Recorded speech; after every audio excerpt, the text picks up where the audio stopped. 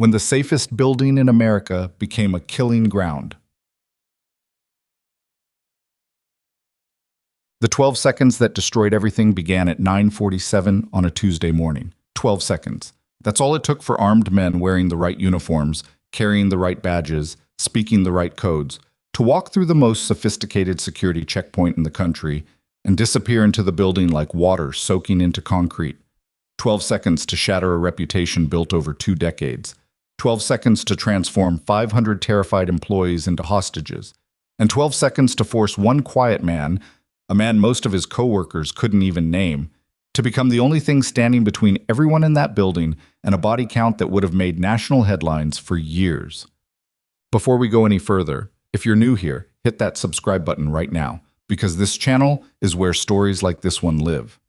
Stories about ordinary people dropped into impossible situations, about the kind of courage that doesn't make noise until it absolutely has to. Hit the like button if you want more, and drop a comment telling me what city and country you're watching from. I want to see exactly how far this story travels. Now, let's go back to that Tuesday morning. Let's go back to the 12 seconds that changed everything. Ethan Drake had been awake since 4:30, not because of anxiety, not because of nightmares, though he'd had plenty of those over the years. He was awake because his 7-year-old son, Marcus, had crawled into his bed somewhere around 3 a.m. with cold feet and a stuffed elephant named Gerald, and there was simply no comfortable position left on the mattress after that. Ethan had lain there in the dark for a while, listening to the kid breathe, watching the ceiling, and at some point he'd given up and gone to make coffee. He stood at the kitchen window drinking it while the city came slowly to life below. Their apartment was on the 6th floor of a building that had seen better decades, peeling paint in the stairwell, an elevator that groaned like it was dying. But the window faced east, and the morning light that came through it was the same light that hit any window in any building in the city. Ethan had learned to appreciate things like that. Light didn't care what neighborhood you lived in. He got Marcus up at 6:15. The kid fought it. He always fought it. 5 more minutes, Marcus said, his voice thick and muffled by the pillow. You said that 20 minutes ago. I need 20 more minutes. You need to put pants on. Ethan pulled the blanket back. Gerald can stay. You can't. Marcus made a sound that was somewhere between a groan and a word, then dragged himself upright with the particular drama that only a 7-year-old can muster at 6 in the morning. Ethan handed him a shirt. Marcus put it on backward. Ethan didn't correct him. That was a battle for another morning. He dropped Marcus at school by 7:40, stood outside the gate until the kid disappeared through the door without looking back.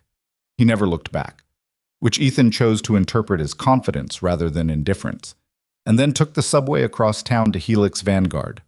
The building was hard to miss.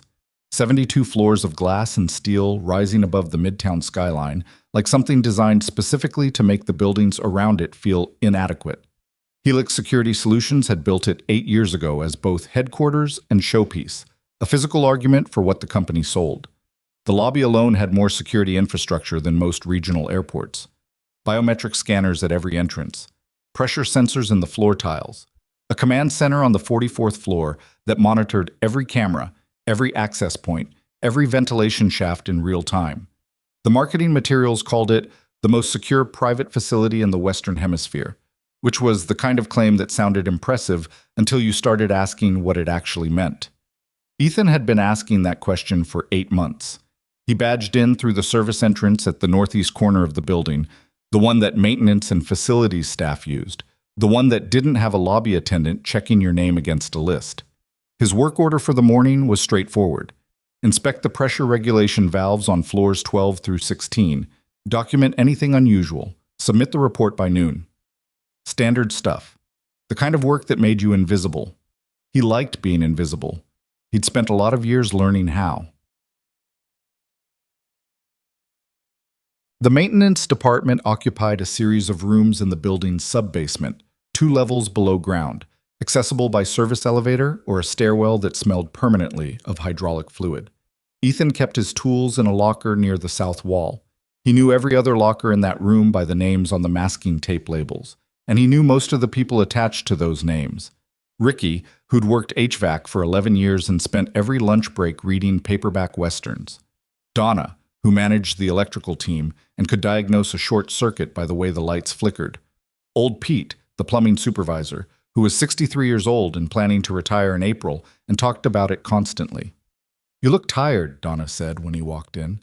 She was pouring coffee from the communal pot, which produced something that was technically coffee in the same way a gas station hot dog was technically food. "I'm fine." "You say that every morning." "Every morning I mean it." She handed him a mug anyway. He took it because refusing Donna's coffee was more trouble than drinking it. He'd been at his locker for maybe 10 minutes when his phone buzzed. Not the personal cell, the maintenance system pager that building management had issued to every tech on the facilities team. The message was brief.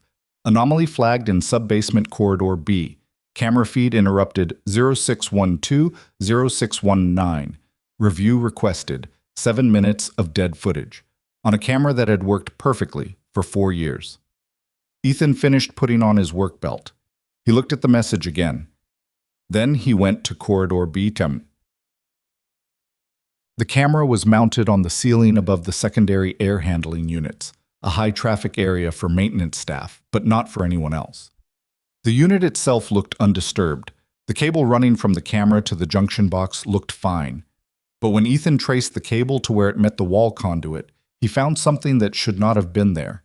A bypass connector, small enough to miss if you weren't looking for it, installed with the kind of precision that took training, not maintenance training. He stood there for a long moment, looking at it. Then he pulled out his phone and took a picture. He flagged the issue through the building's maintenance ticketing system. He marked it urgent, which in the system meant it got a red border on someone's dashboard screen. Then he went upstairs and found the head of building security, a man named Garrett Pruitt, who had the permanently irritated expression of someone who believed his time was always being wasted. "Camera in corridor B had a bypass connector installed," Ethan said.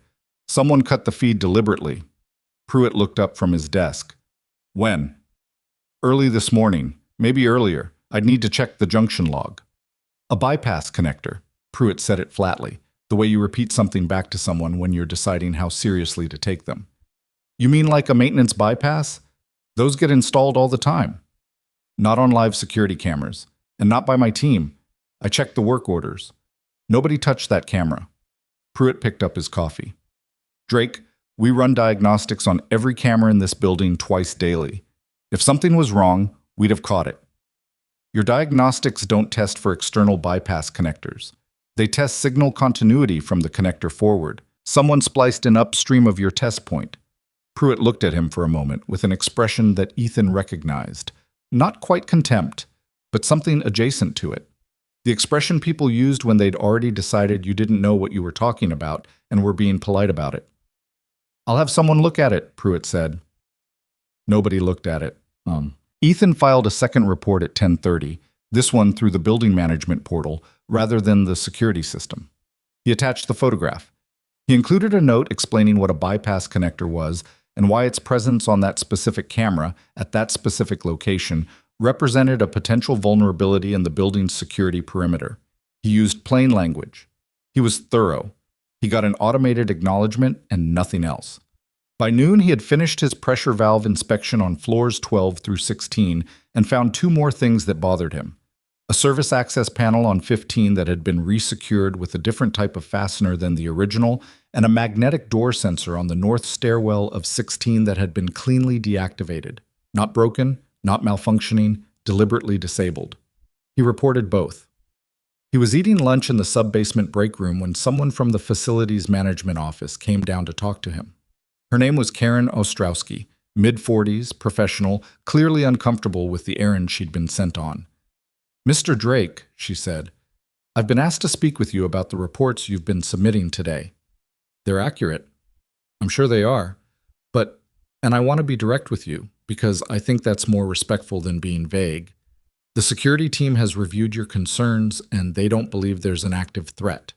The anomalies you've identified have alternative explanations, and frankly, the volume of reports you've been filing is creating some friction."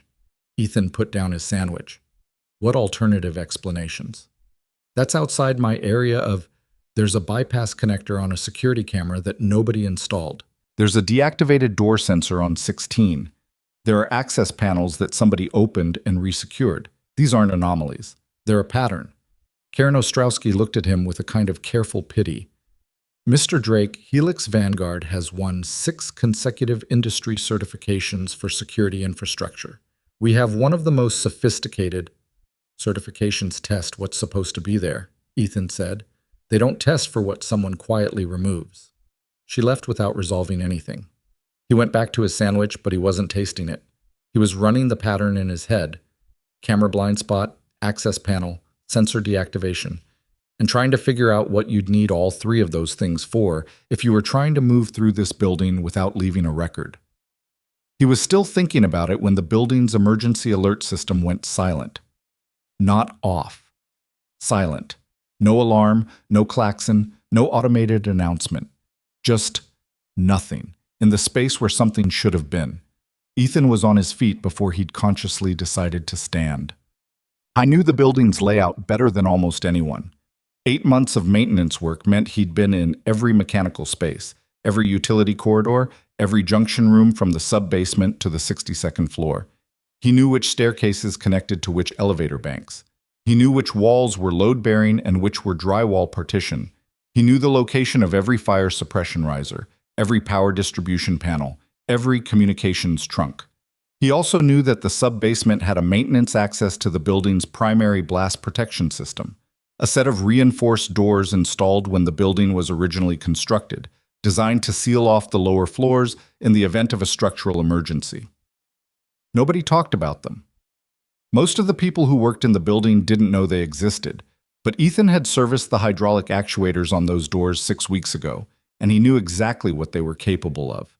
He was heading toward the blast door control room when he heard footsteps in the corridor behind him.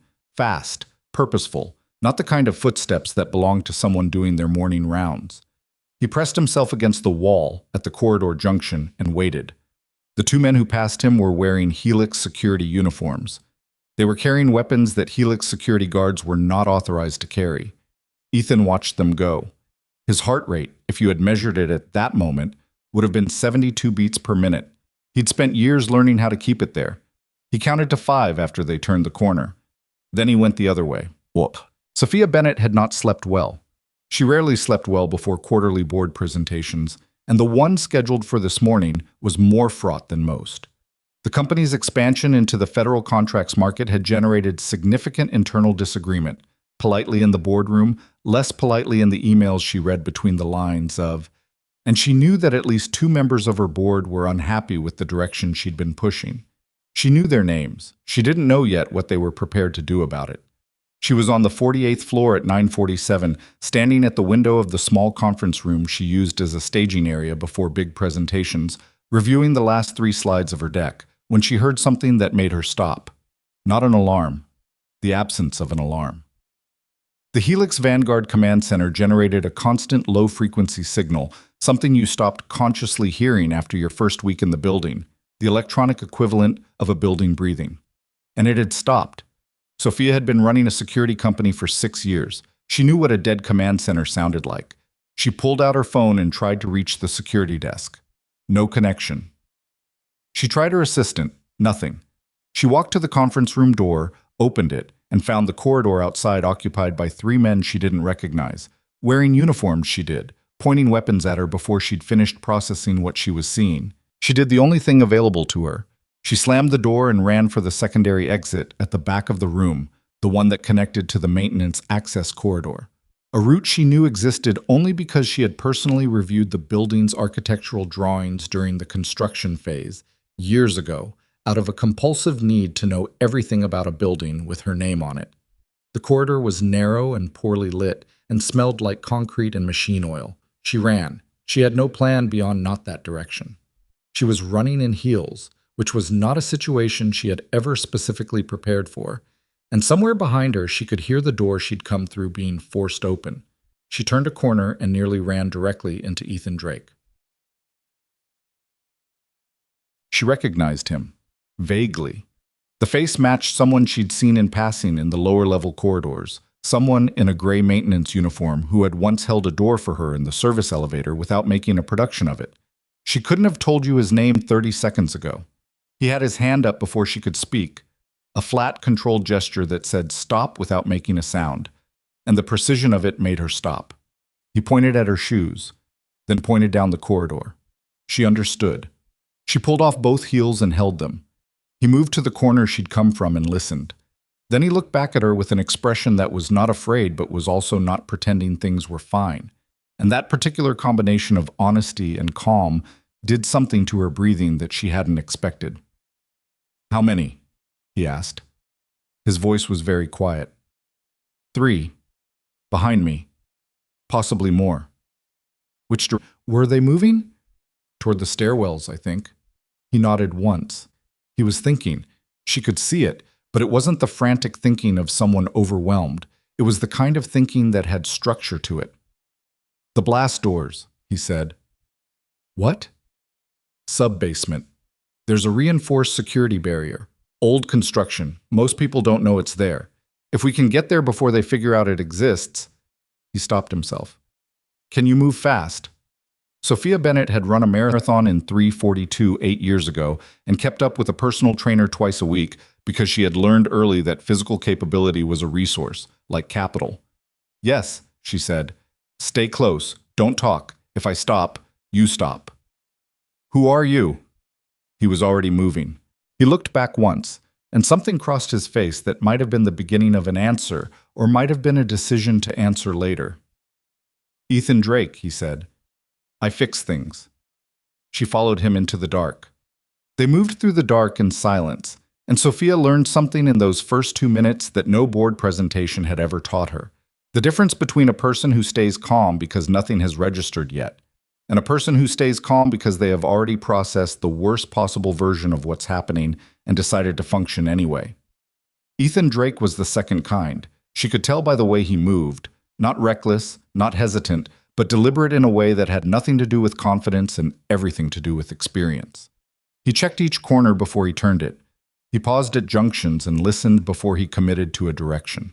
He moved like someone who had done this before, in places where the consequences of doing it wrong were permanent. Sophia moved behind him in her socked feet on cold concrete, holding her heels in one hand because she hadn't wanted to put them down and leave something behind that could tell someone which way they'd gone. She didn't ask questions.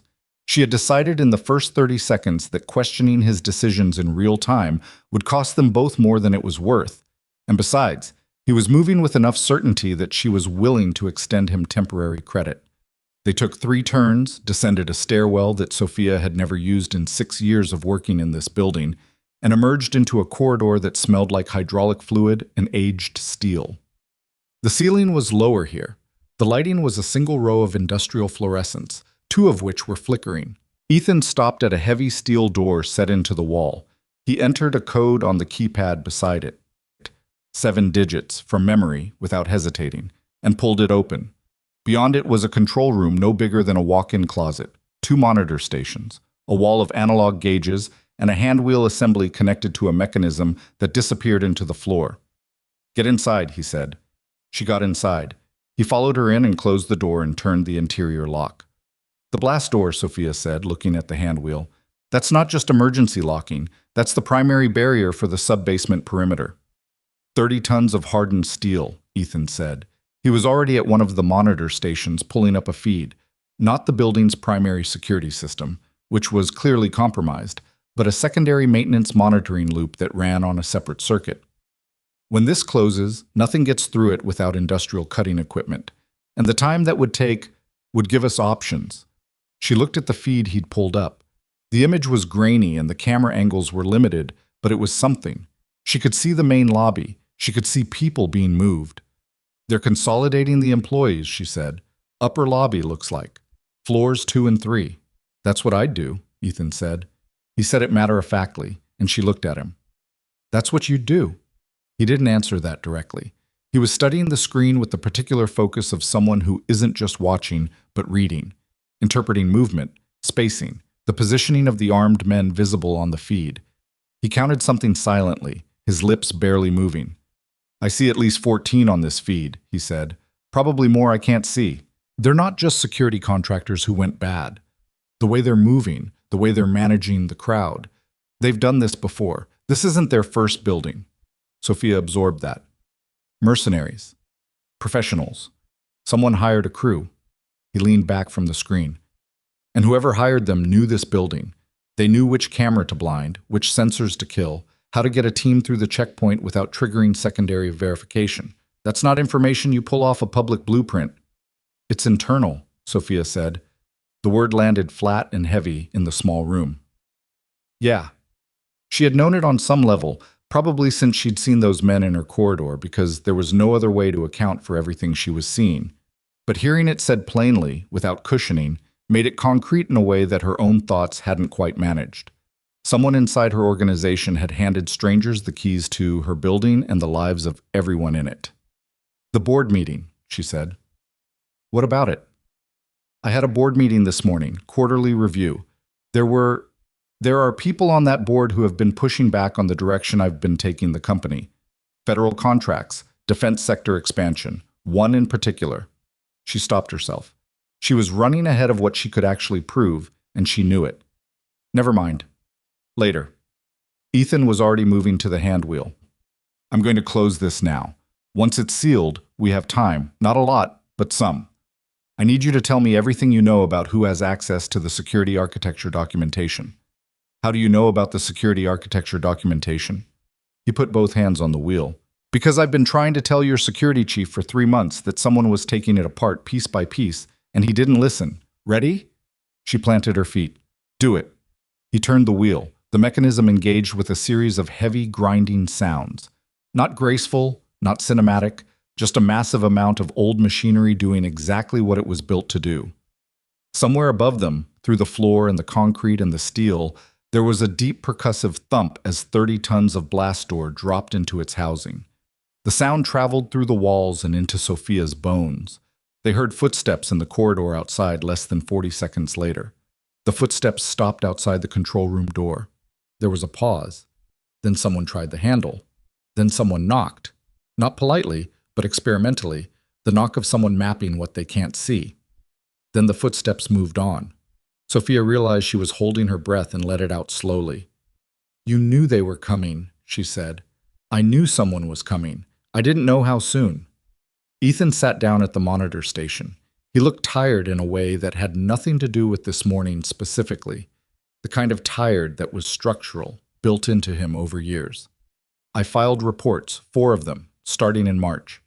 2 camera bypasses, 3 sensor deactivations, an access panel on 15 that someone had opened and resecured with non-standard fasteners. The pattern was there. Somebody was doing recon inside the building and nobody wanted to hear it. Pruitt. He was polite about it. He's good at that. Sophia pulled the second chair up to the monitor station and sat.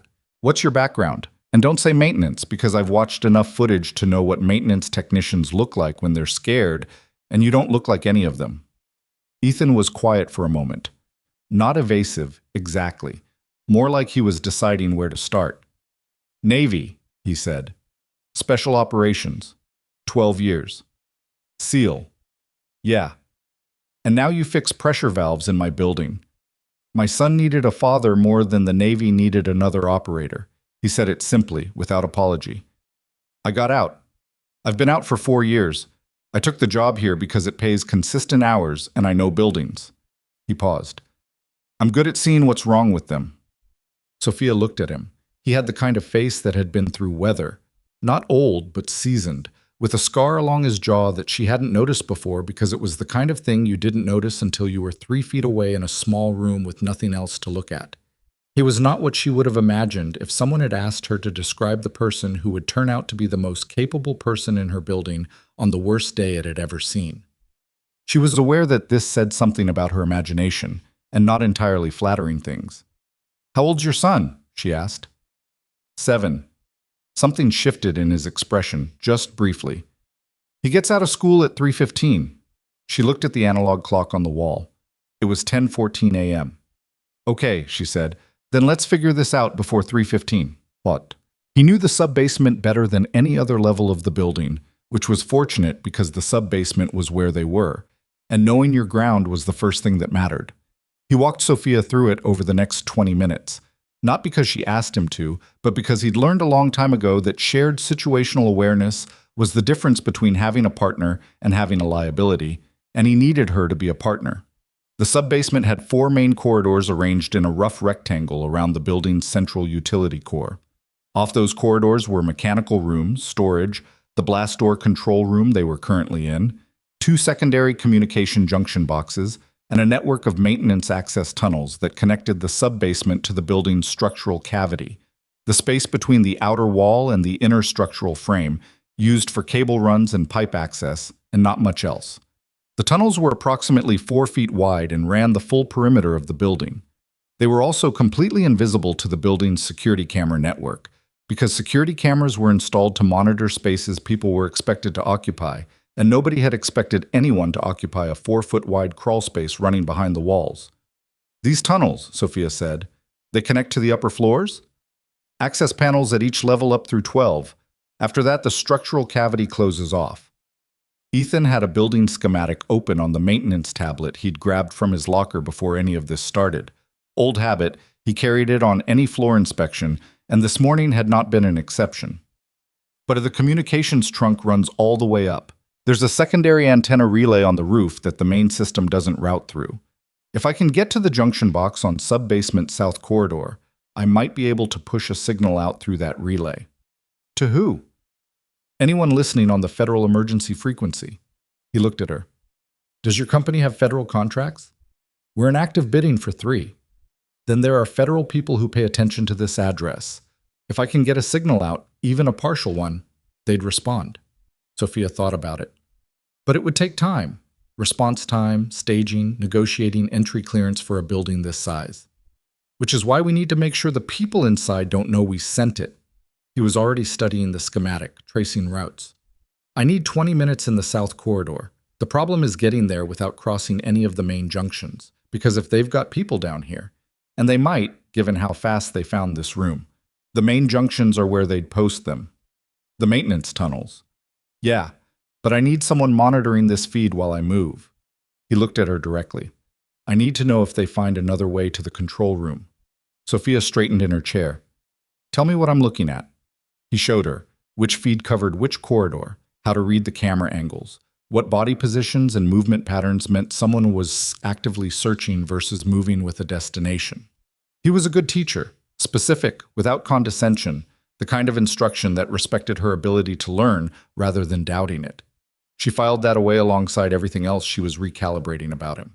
If you see more than 2 bodies converging on this corridor, he said, you go into the tunnel access behind the east panel. Don't wait for me. Get to the panel on sub-4 corridor, wait there. And if you're not back in 20 minutes, give me 30. If I'm not back in 30, keep moving upward through the access panels. Get to floor 6 if you can. There's a hardwired phone terminal in the electrical room on 6. It runs on the building's original copper line, separate from the main system. They may not have found it. He was thorough. She appreciated thorough. 30 minutes, she said. 25, probably. He stood and rolled his shoulders, a gesture that looked more habitual than deliberate. I'm going to need one of your shoes. She stared at him. What? The heel, the metal tip. I need something to work the junction box latch. I don't have the right tool for that specific connector in my kit. He looked mildly apologetic. I'll try not to break it. She handed him a heel. He took it without comment and moved to the east wall panel, sub. The maintenance tunnel was dark except for the beam of his headlamp, and it smelled like decades of accumulated dust and the faint ghost of old machine oil. Ethan moved through it at a crouch, keeping his pace steady and quiet. The tunnel floor was concrete with grading sections over the drain channels, and the grading sections rang faintly if you put your full weight on them, so he stepped around them. He'd done enough confined space navigation that the claustrophobia, if he'd ever really had it, he wasn't sure anymore, didn't register. What registered was sound. The tunnel was a good conductor. He could hear faintly and distorted activity above him and in the adjacent corridors, footsteps, a door, somewhere distant, a voice giving an order. Nothing close. Not yet. He reached the south corridor junction box in 17 minutes. The box was mounted on the interior wall of the tunnel, which meant access from outside in the corridor, but the maintenance panel gave him a rear approach through a service hatch. The latch was a quarter-turn cam lock of the kind that required a specific hex tool, which he didn't have, and which Sophia's heel tip was not precisely the right size for, but close enough that with pressure and patience it moved.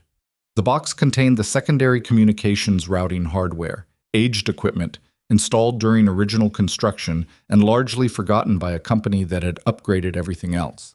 It was connected to an antenna relay on the roof that had been left in place because removing it was on a to-do list that never reached the top. Ethan had found the relay in his 3rd month on the job and noted it the way he noted everything, not with any particular plan, just because knowing things about the building he worked in was a reflex he'd never fully disengaged. He worked by headlamp. The heel tip served as a flathead substitute for the connector screw, barely adequate but functional. He rerouted the relay input to push on the federal emergency frequency, a frequency he still knew from memory because some things, once learned, didn't leave, and attached a basic signal loop, not a voice transmission, because he didn't have the hardware for that, but a data packet, sparse, GPS coordinates, building identifier, a compressed status flag that anyone monitoring that frequency who knew what they were looking at would recognize as a distress indicator from an active federal contractor site. It would go out in 17-second bursts. It was not loud. It was not guaranteed. But it existed, and he hadn't existed 20 minutes ago, and that was an improvement. He put the junction box back together, relatched the cover, and started back. He was 4 minutes from the control room when he heard voices in the corridor on the other side of the tunnel wall. He stopped, pressed himself still. 2 voices. The tunnel acoustics compressed them, made them slightly cartoonish, but the words were clear enough. Check the sub-basement east. Nobody. He closed the blast door from in here, so either they're still in here or they got out through the service stairs before we covered them. The service stairs are covered now. Yeah, now. A pause. Vandermeer's going to want to know. Vandermeer can wait. We keep searching. They can't go anywhere the door's closed. Footsteps moved away. Ethan held his position for another 30 seconds. Then he continued back. Sophia looked up the moment he came through the panel.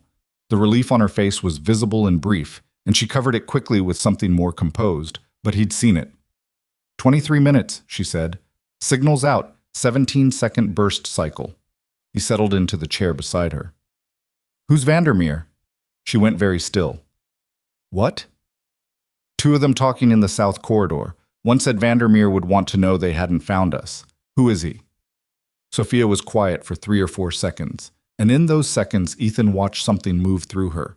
Not quite shock, because she'd been running on high alert since the corridor on 48, but something that had the shape of a puzzle piece finding its slot. The particular look of something you suspected becoming something you knew. Conrad Vandermeer, she said. He's been on my board for 4 years. He came in through a strategic investment.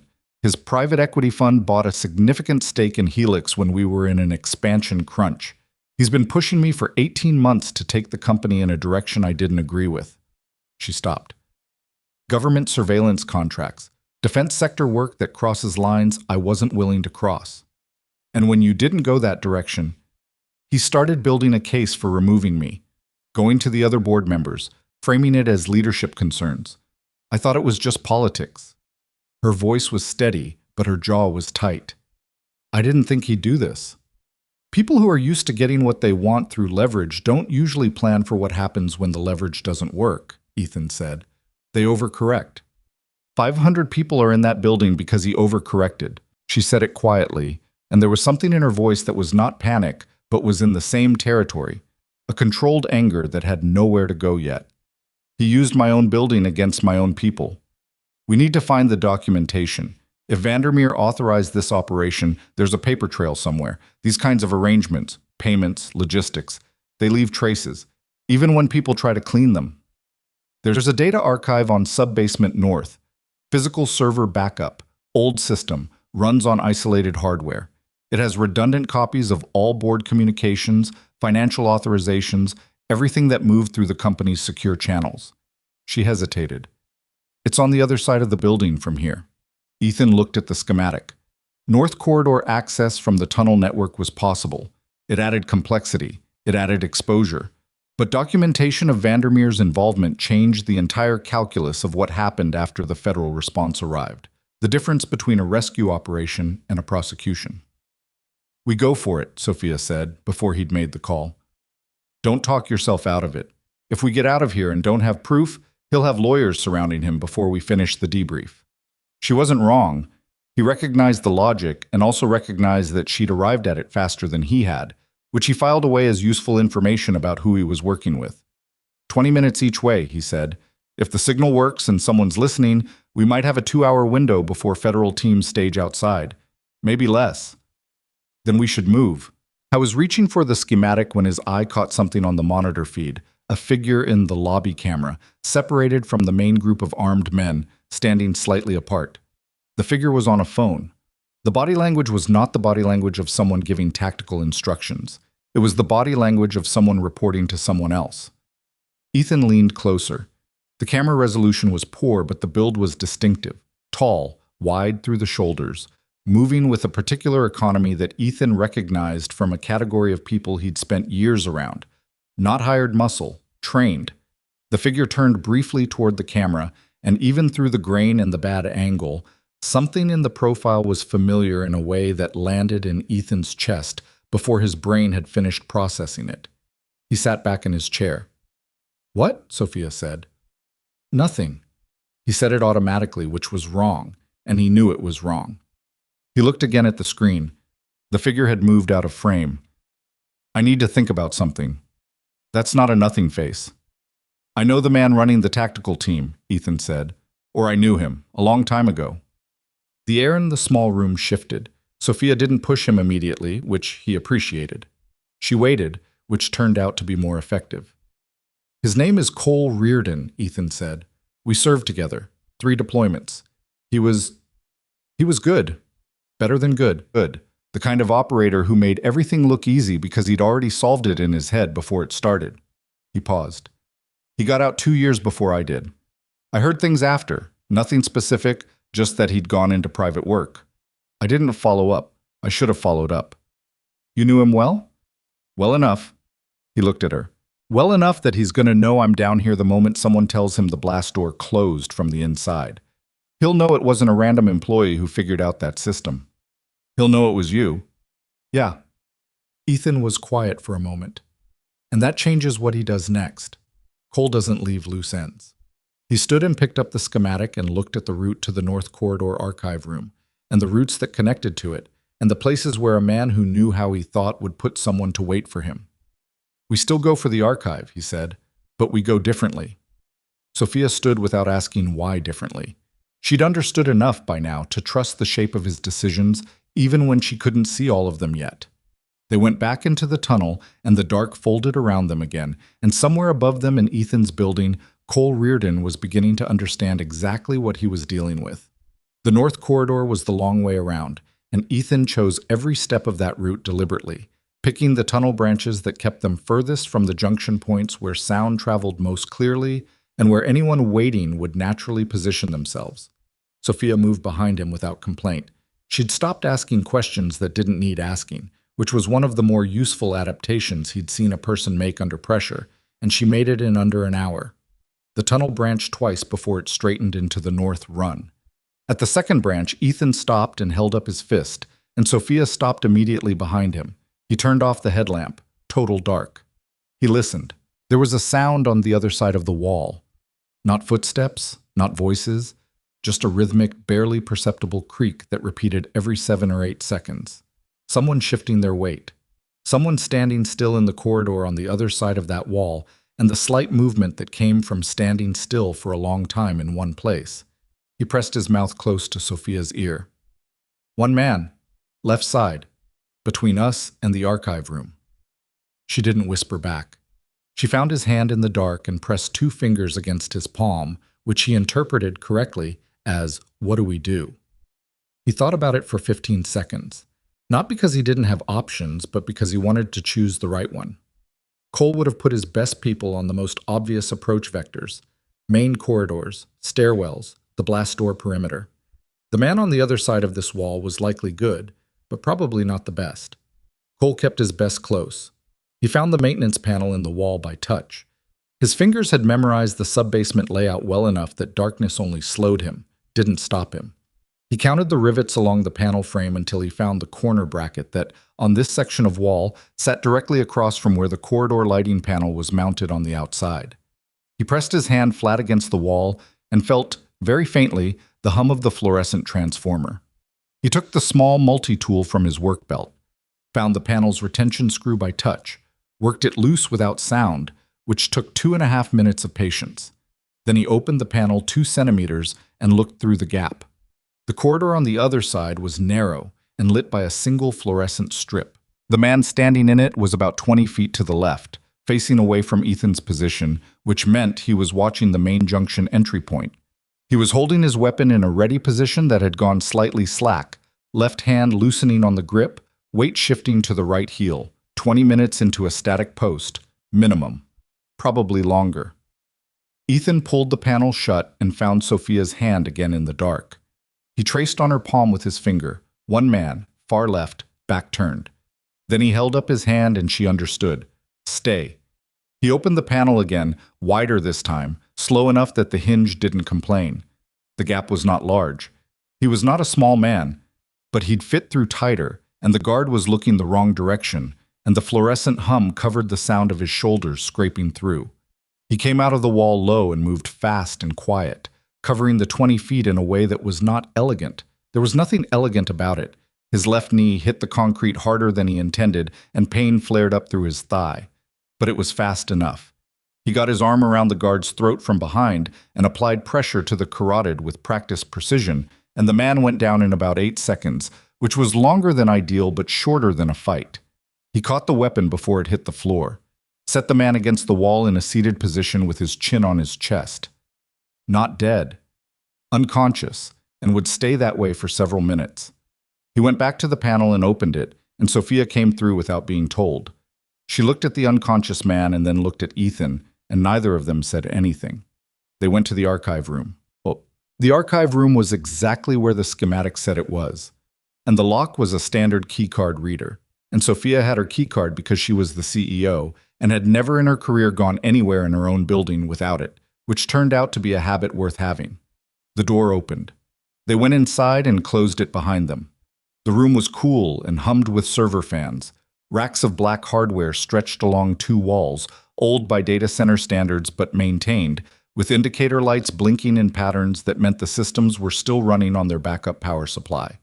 The main building power had been interfered with. Ethan had noticed the lighting irregularities on their route, but this room ran on a dedicated UPS that had its own battery bank. Sophia sat at the terminal and woke the screen. Her login credentials still worked, which told him that Vandermeer's people had focused on the building's public-facing security systems and communications infrastructure, and hadn't thought to revoke internal administrative access. An oversight. Probably because whoever planned this assumed that Sophia Bennett would be in custody by now, not sitting in a sub-basement server room with her shoes off. Board Communications Archive, she said, navigating through directory trees with the fluency of someone who had built these systems. Financial authorizations. Going back 18 months, which is when Conrad joined the expansion push.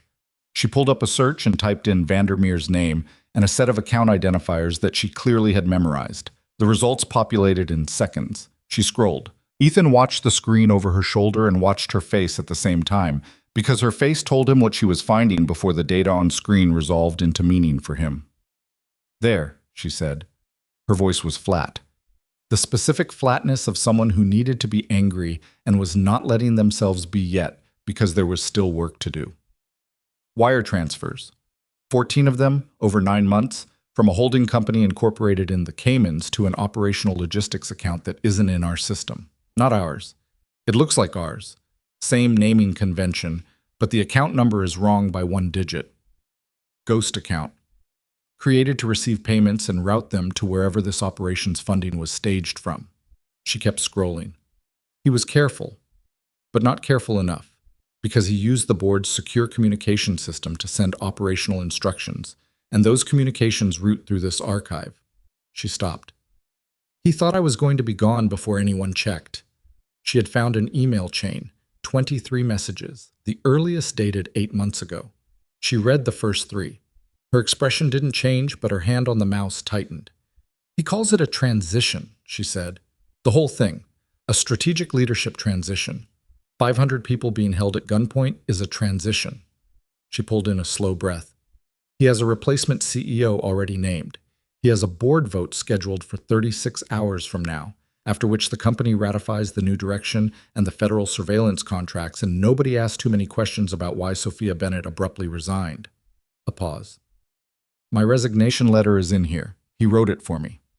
Ethan looked at the timestamp on the resignation letter. It had been created 3 weeks ago. Download everything, he said, already doing it. She had a drive from the terminal's peripheral rack connected and was transferring the entire archive. This is criminal conspiracy. This is enough to put him away for... The building's intercom came on. Not the main PA system, which had been shut down. This was the emergency intercom, a hardwired secondary that ran through the same copper line infrastructure as the phone terminal on floor 6. Someone had found a way to access it. The voice that came through was male, controlled, unhurried. The voice of a person who was used to being in charge of situations and was choosing to remain reasonable for strategic reasons. Ms. Bennett, I know you're in the building, and I have a reasonable idea of where. I want to have a practical conversation. Sophia looked at Ethan. He shook his head once. Don't answer. She already knew that. She was looking at him to confirm she already knew. Conrad Vandermeer's voice continued through the intercom as if he expected no response and was fine with that. By now you've probably found some things in the archive. I anticipated that. What you haven't found, what you can't find from down there, is the secondary detonation system that my team installed in the sub-basement structural supports last night. The building's foundation at 4 key load points. I want to be clear that I have no interest in using it. This isn't about destruction. It's about transfer. Hand over administrative authorization of the company's primary systems and accounts before 6 a.m. tomorrow, and everyone in this building walks out. Refuse, and we move to a different kind of conversation. A pause that was precisely as long as it needed to be. You have until 6 a.m. Think carefully. The intercom clicked off. The server fans hummed in the quiet that followed. He's bluffing, Sophia said. He's not bluffing, Ethan said. She looked at him. The access panel on 15, he said. The one with non-standard fasteners. I reported it in March. Nobody checked it. He looked at the floor, thinking through the building's structural geometry, the load distribution, the foundation points, where a calculated charge would need to go to be maximally effective. If I was going to do this building real structural damage with minimum explosive material, I'd put charges at the 4 main foundation columns in the sub-basement, northeast, northwest, southeast corners, and the central support cluster, which means at least one of them is within range of this room. Sophia stood up from the terminal. Then we need to find them. The drive. Still transferring. She looked at the progress bar. 90 seconds. He didn't tell her they might not have 90 seconds, because she could calculate that as well as he could. He went to the door and listened at it and heard nothing, and that meant either the corridor was clear or someone very good was standing very quietly in it, and the difference between those two things was going to announce itself as soon as he opened the door. He opened the door. The corridor was empty. The unconscious guard hadn't moved. Ethan checked him, still breathing, still out. He went to the northeast corner of the sub-basement, which was the corner closest to them and the one he'd have prioritized, and found the structural column and looked at its base and found what he was looking for attached to it in a housing that had been painted to match the concrete. It was well done. The housing blended. The wiring was clean. The triggering mechanism was a receiver unit that would accept a remote signal, which meant there was no countdown timer visible, no blinking light, no Hollywood shorthand, just a device waiting for an instruction that might come in 5 minutes or 5 hours or not at all, and the uncertainty was the point. He knew the manufacturer of the receiver unit. It was a specific type of remote detonator used in a specific set of professional applications, military and contractor both. And he knew it because he had used a variant of it. He knew its frequency range and its encryption protocol, and he knew that without the transmitter it could not be triggered remotely, but it could also, with the right approach, be manually isolated from the charge without disrupting the charge itself. He was crouched at the base of the column when he heard footsteps at the corridor junction behind him. He stood and turned in the same motion. Cole Reardon was standing at the junction with 2 men flanking him. He was not pointing a weapon at Ethan. He was standing with his hands at his sides, which was somehow more alarming than if he'd been aiming. He looked older than Ethan remembered, which was reasonable because they were both older. There were lines around his eyes that hadn't been there.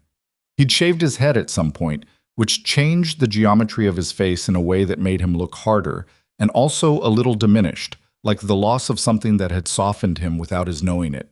He was wearing tactical gear over civilian clothing, and his posture was the posture of a man who had been in exactly this kind of situation many times and had made peace with what it required. "Ethan," he said. "Cole." They looked at each other across approximately 30 feet of concrete corridor. The two men flanking Cole had their weapons up. Ethan had nothing in his hands. These were the facts of the situation, and he looked at them without flinching. "I figured it was you," Cole said. "The blast door. Nobody else on this maintenance crew would know what that thing even was, let alone close it manually from the inside in." He glanced at his watch. "Under 4 minutes from the first alert." "I filed maintenance reports about your prep work," Ethan said. 3 months of them." Cole almost smiled. "I know. I had someone watching the reporting system. We adjusted after each one." He tilted his head slightly. "You were close. The panel on 15. That was closer than I expected. But not close enough." "No." Cole looked at him steadily. "Not close enough." The corridor was narrow and quiet, and the two men with weapons were professional, and their weapons were properly indexed, and Ethan had spent enough time in rooms like this to know what the geometry of the situation allowed and what it didn't. What it didn't allow, right now, was anything fast. "Where is she?" Cole asked. "Gone. She went up through the access panels while you were tracking us." Cole considered this. He was deciding whether it was true, which Ethan knew it wasn't, and which Cole was good enough to probably know too. "You're protecting her." "I'm telling you where she went." "Ethan." Cole took one step forward. Just one. The men with him didn't move. "This doesn't have to be complicated. Vandermeer gets the authorization. We walk out. All of us. Your people, her people, everybody. Nobody gets hurt." 500 people are already hurt," Ethan said. "They're sitting on the floor of their own lobby with guns on them. That happened 3 hours ago. The not getting hurt part already failed." Something moved in Cole's face. Not regret exactly. It was past regret. Like looking at a decision from far enough away that the emotional content of it had compressed into something smaller. "This is work," he said. "It's a job. You know how it works." "I used to know how it works." "I stopped." Ethan kept his eyes on Cole's and his hands where the flanking men could see them. "You could too." "You really believe that?" "I really believe that." Cole shook his head slowly, and there was something in it that wasn't quite contempt and wasn't quite sadness. "You've been fixing boilers for 4 years, Ethan. You've got a kid and an apartment, and you think that's a different life. But you're down here in the sub-basement of a building that's being held hostage, and you're the only person in it who knows what to do, which means the life you've been living was just the part between the real parts." He paused. "Some of us figured that out sooner and stopped pretending otherwise." It landed. Ethan had spent 4 years building a version of himself that lived differently, and Cole was looking at him from across 30 feet of concrete and pointing at the thing he never looked at directly. The question of whether you could actually leave what you were trained for or whether you just relocated it. He didn't answer because the honest answer was complicated and there was no time for it, and Cole knew it. "I need the CEO," Cole said. "Give me her location and you walk out of here when this is over. You and your kid." "No." Cole breathed out through his nose. "That's where this was always going to end up, wasn't it?" "Yeah." Cole looked at him for one more second. Then he said to the men beside him, "Take him." What followed was not clean. It was not a movie fight with choreography and pauses for recovery. It was close range, close quarters, ugly, in a narrow corridor with a concrete floor, and the two flanking men moving at Ethan simultaneously, and Ethan doing the only thing available, which was to close the distance fast and take away their ability to use the weapons at range. And that worked for the first man, but the second one got an elbow across Ethan's left ear that lit the whole left side of his head up white and knocked his sense of balance sideways. He went into the wall and bounced off it, and the first man grabbed his collar from behind and he dropped his weight and bent forward, and the man went over his back and hit the floor, and Ethan was already turning to deal with the second one when Cole hit him from the side. A clean, fast tackle that put both of them into the opposite wall, and Ethan took the impact on his right shoulder and felt something pull that shouldn't pull, and then they were on the floor together. Cole was not bigger than Ethan. He was approximately the same size, same training, same background, and the fact that they were essentially equal was what made it bad, because there was no quick advantage and no decisive leverage, and it came down to who could take more damage and keep working. Cole got a forearm across Ethan's throat and pushed. Ethan pulled his chin down and took the pressure on his jaw instead, and got his left hand on Cole's right wrist, and began working it back at an angle that would fail the joint if Cole didn't shift his weight, and Cole shifted his weight, and that opened enough space for Ethan to get his knee up. They separated. Both of them got to their feet. The two flanking men were down, one still, one working to get up with one arm, which told Ethan the other arm wasn't functional. Cole was bleeding from the corner of his mouth. Ethan's ear was still ringing from the elbow, and his right shoulder was wrong in a way that narrowed what he could do on that side. They looked at each other in the corridor and breathed. "You're slower than you were," Cole said. "My knees are bad." Ethan adjusted his weight. "You telegraph your left." "I know." Cole rolled his neck. "I've always telegraphed my left." "You used to fix it in training." "Never stuck." He came forward again. The second exchange was shorter. Cole telegraphed left, which Ethan took on his good shoulder and used to get inside Cole's reach. And at close range, he had one angle available and he used it. A palm strike to the base of Cole's chin that snapped his head back, followed immediately by a controlled throw that put Cole into the floor on his back with enough force to compress the air out of him. Ethan put his knee on Cole's chest and his forearm on his throat and held it. Cole's hands came up. Not fighting. Both palms open. The signal that meant what it had always meant. They stayed that way for several seconds. Cole's breathing was labored. Ethan's ear was still ringing and his shoulder was informing him in continuous and detailed terms about what he'd done to it. "Stay down," Ethan said. Cole looked up at him. His expression was not what Ethan had expected. It wasn't anger, wasn't calculation. It was closer to something Ethan recognized from a very different context, from the faces of people who had been certain about a thing for a long time and had just discovered the certainty was wrong. "I have people in position throughout this building," Cole said. "I go down, this doesn't stop. It changes what it costs," Ethan said. Cole closed his eyes for a moment. When he opened them, he looked at the ceiling. "The charges on the foundation columns," he said. "The transmitter is with Vandermeer. He's on the 44th floor. He kept it himself. He didn't trust anyone else with it. I told him that was bad operational planning, and he didn't listen." A pause. "He rarely listens." Ethan looked at him. "Why are you telling me that?" Cole was quiet. "Because you asked me if I could stop." He looked back at the ceiling. "I've been asking myself the same question for 2 years. I didn't have a good answer. I still don't." He breathed out. "But I'm done. I'm done with this one."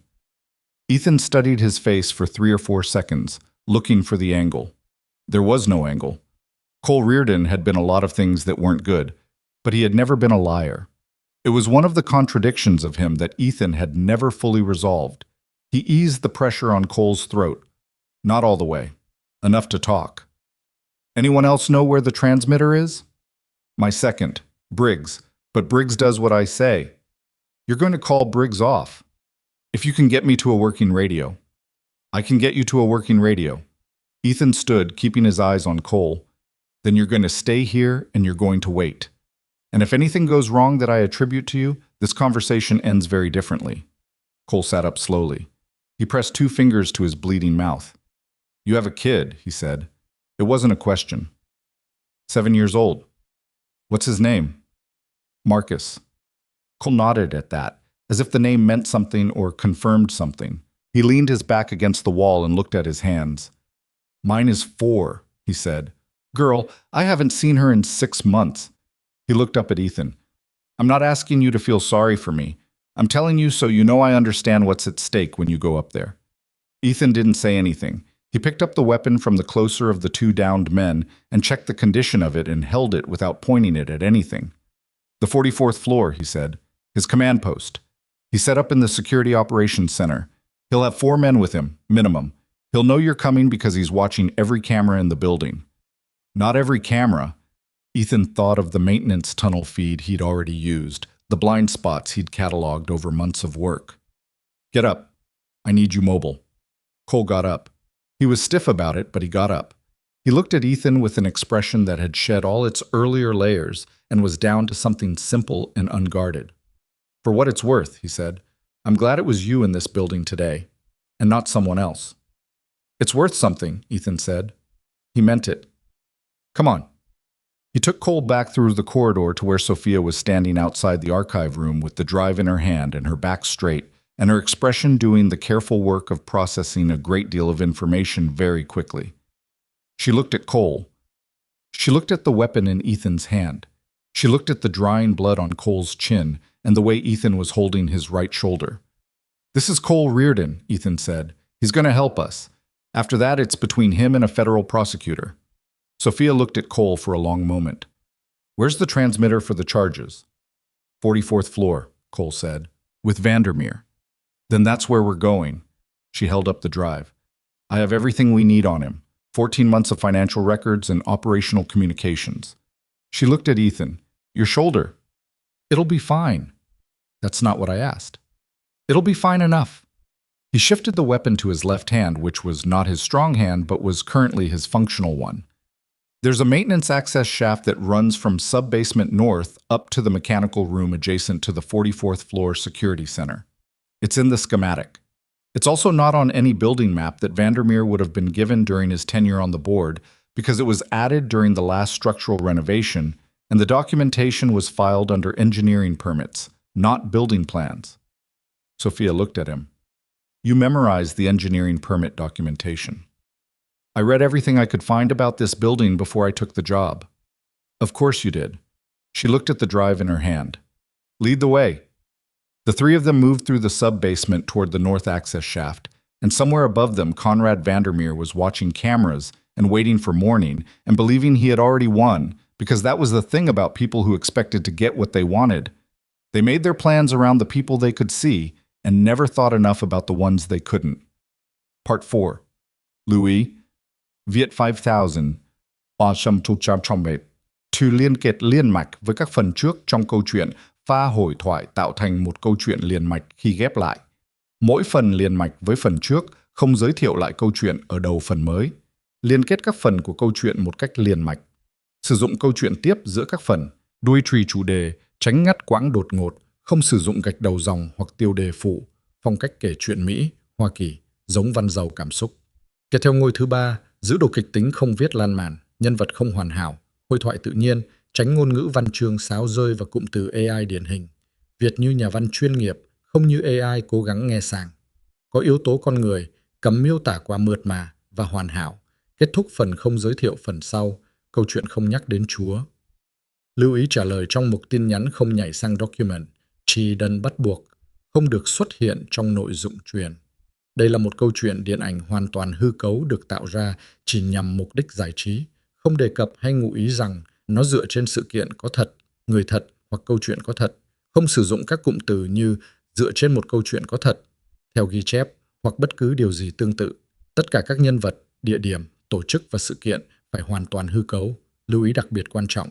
Nếu đạt đến giới hạn trả lời, không được dùng giữa câu hay viết nốt câu đó hoàn chỉnh không mở rộng nội dung. Show more. The access shaft was not designed for 3 people. It was barely designed for 1, a vertical utility run approximately 30 inches wide, fitted with metal climbing rungs bolted into the concrete at irregular intervals, some of which had been installed during original construction and some of which had been added during subsequent renovations, and none of which had been inspected recently enough to be fully trusted. Ethan went first, testing each rung before committing weight to it, his right shoulder protesting every pull with a specific and insistent pain that he catalogued and set aside. Cole came second. Sophia came last, the drive secured in the interior pocket of her blazer, climbing in socked feet with the kind of focused silence that Ethan had come to recognize as her particular mode of managing difficulty. She didn't narrate it, didn't complain about it, just put her head down and got through it.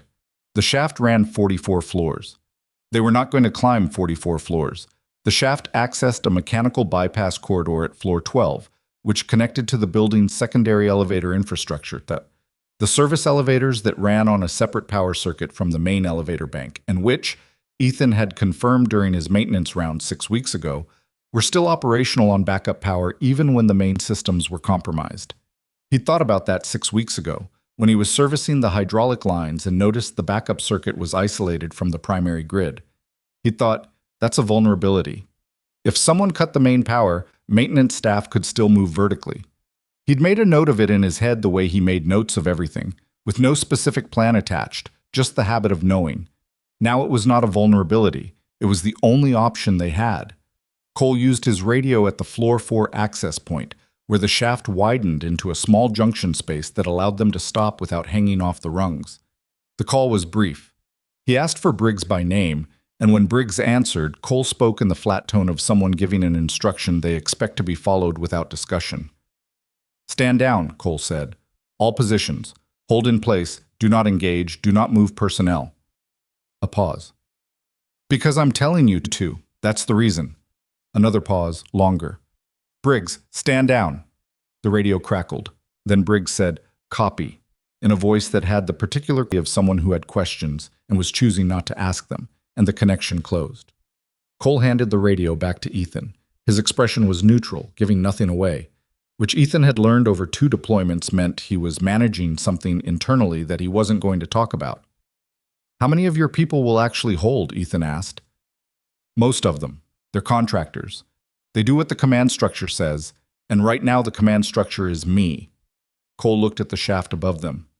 "Vandermeer has 4 private security directly assigned to him. Not my crew, his personal people. They don't answer to me." "How good are they?" "Competent, not exceptional." Sophia was above them on the rungs, looking down. "Can we move? My arms are getting tired." They moved. The floor 12 mechanical corridor smelled like transformer heat and old insulation. The service elevator was at the end of it, behind a heavy door that required a maintenance key. Ethan had a maintenance key because he was a maintenance technician, which was a fact that had stopped being ordinary at some point in the last several hours and had started to feel like the kind of detail that would seem too convenient if someone told this story later. He used the key. The elevator arrived with a groan that suggested it was running on minimum power, but running. They rode it to 43.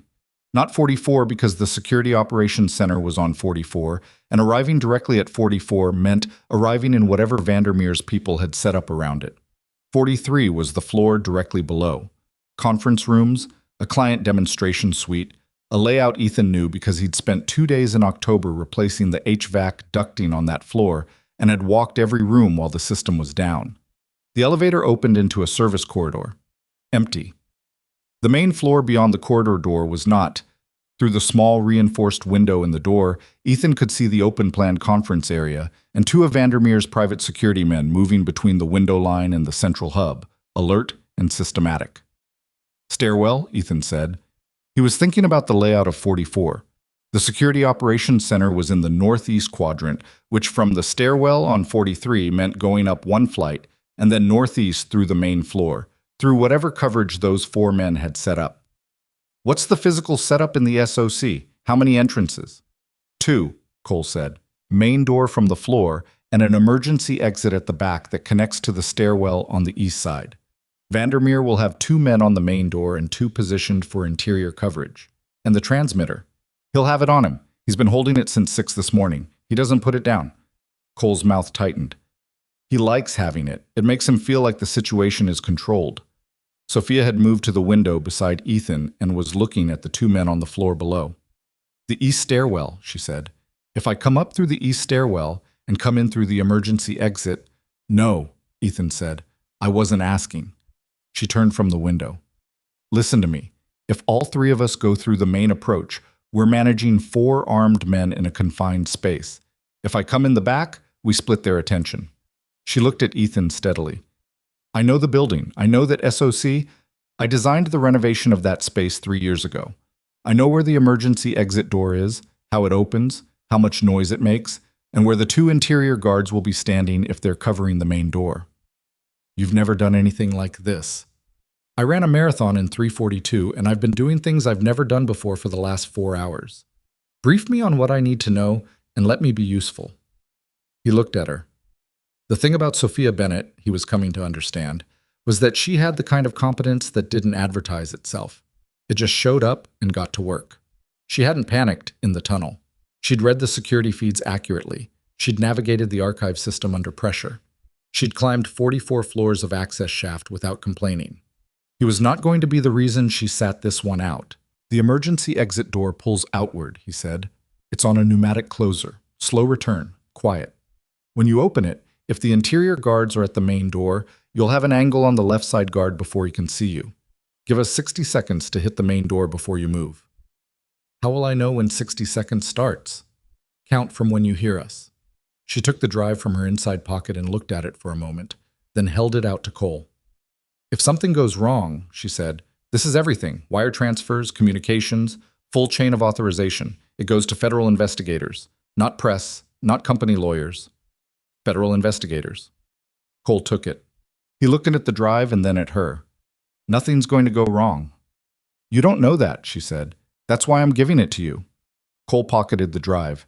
His expression was one that Ethan couldn't fully read, something that had more layers than the moment seemed to call for. Sophia turned back to Ethan. 60 seconds, she said. 60 seconds. She went to the east stairwell door. She opened it without looking back and went through it, and the door swung closed behind her, and Ethan made himself stop watching it close and start thinking about the next 4 minutes. Cole went up the main stairwell first, not because Ethan trusted him completely, trust was not what this was, but because Cole's people were standing down on his word, and Cole walking through the door of the Security Operations Center was a different visual than Ethan walking through it. And different gave them half a second of processing delay from Vandermeer's men, and half a second was something. Ethan counted down in his head. 3 minutes, 43 seconds of stairwell, corridor, positioning.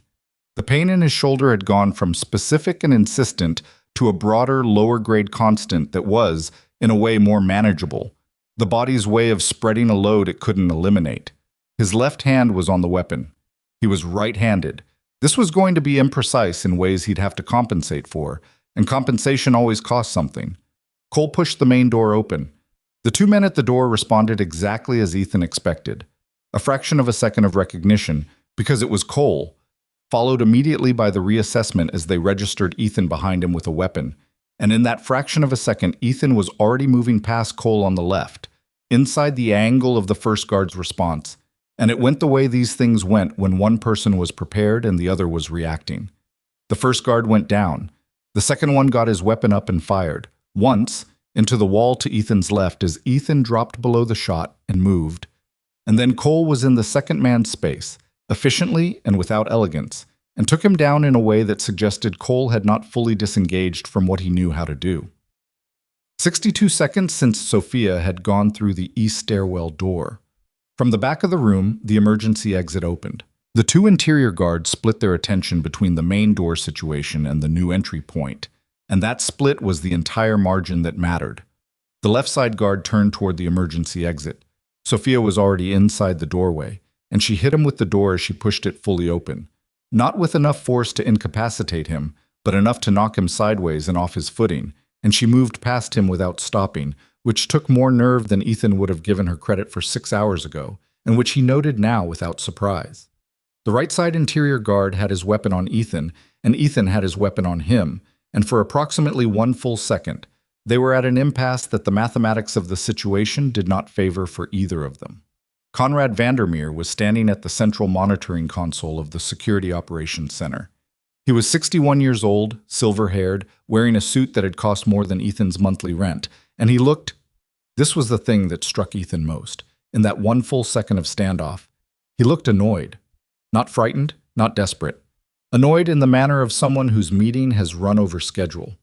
In his right hand was a device that Ethan recognized immediately, a handheld transmitter, black, approximately the size and shape of a television remote, with a single red safety cover over the activation switch. The cover was hinged and currently closed. "Put that down," Vandermeer said to Ethan with the calm of someone accustomed to being obeyed. "That's not how this works," Ethan said. He kept his eyes on the guard with the weapon and his peripheral attention on Vandermeer's hands. "Mr. Vandermeer, there's a federal emergency signal transmitting from this building on a continuous loop since approximately 10:45 this morning. Federal tactical teams are staged outside right now. This is over." Vandermeer's expression processed this information without visible panic, which told Ethan that either he didn't believe it or he'd already accounted for the possibility and had decided it didn't change the outcome. Federal teams outside a private building take time, he said. Clearance, negotiation, chain of command. They're not coming through those doors in the next 60 seconds. No, Ethan agreed, but they're coming. And right now you're holding a transmitter for explosive charges in a building full of people with 500 witnesses and 14 months of financial documentation connecting you to everything that's happened today. He paused. Flip that safety cover open and you go from corporate criminal to mass murderer. And you know those are two very different conversations with a federal prosecutor. Vandermeer looked at the transmitter in his hand. Then he looked at Sophia, who had come to stand beside Ethan, and his expression shifted. Something in it that was not quite human, or was human in a way that was uncomfortable to look at directly, the way certain people look at things they believe they own and are watching slip away. I built half of what you have, Vandermeer said to her. My capital, my connections. My contacts in the federal sector opened every door you went through for the last 4 years. I know, Sophia said, and this is what you built it for. She looked at the transmitter. Put it down, Conrad. You were going to walk away from $3 billion in defense contracts because of principles, he said. The word came out with a coating of contempt. You were going to take this company sideways into federal work you approved of, work that paid a third of what the surveillance contracts would pay, because you had lines you weren't willing to cross. He shook his head. That's not leadership. That's sentiment. It's judgment, she said, which is what you paid for when you bought into this company, and you don't get to revise the terms because you don't like the decisions. The guard with the weapon had not moved. Ethan had not moved.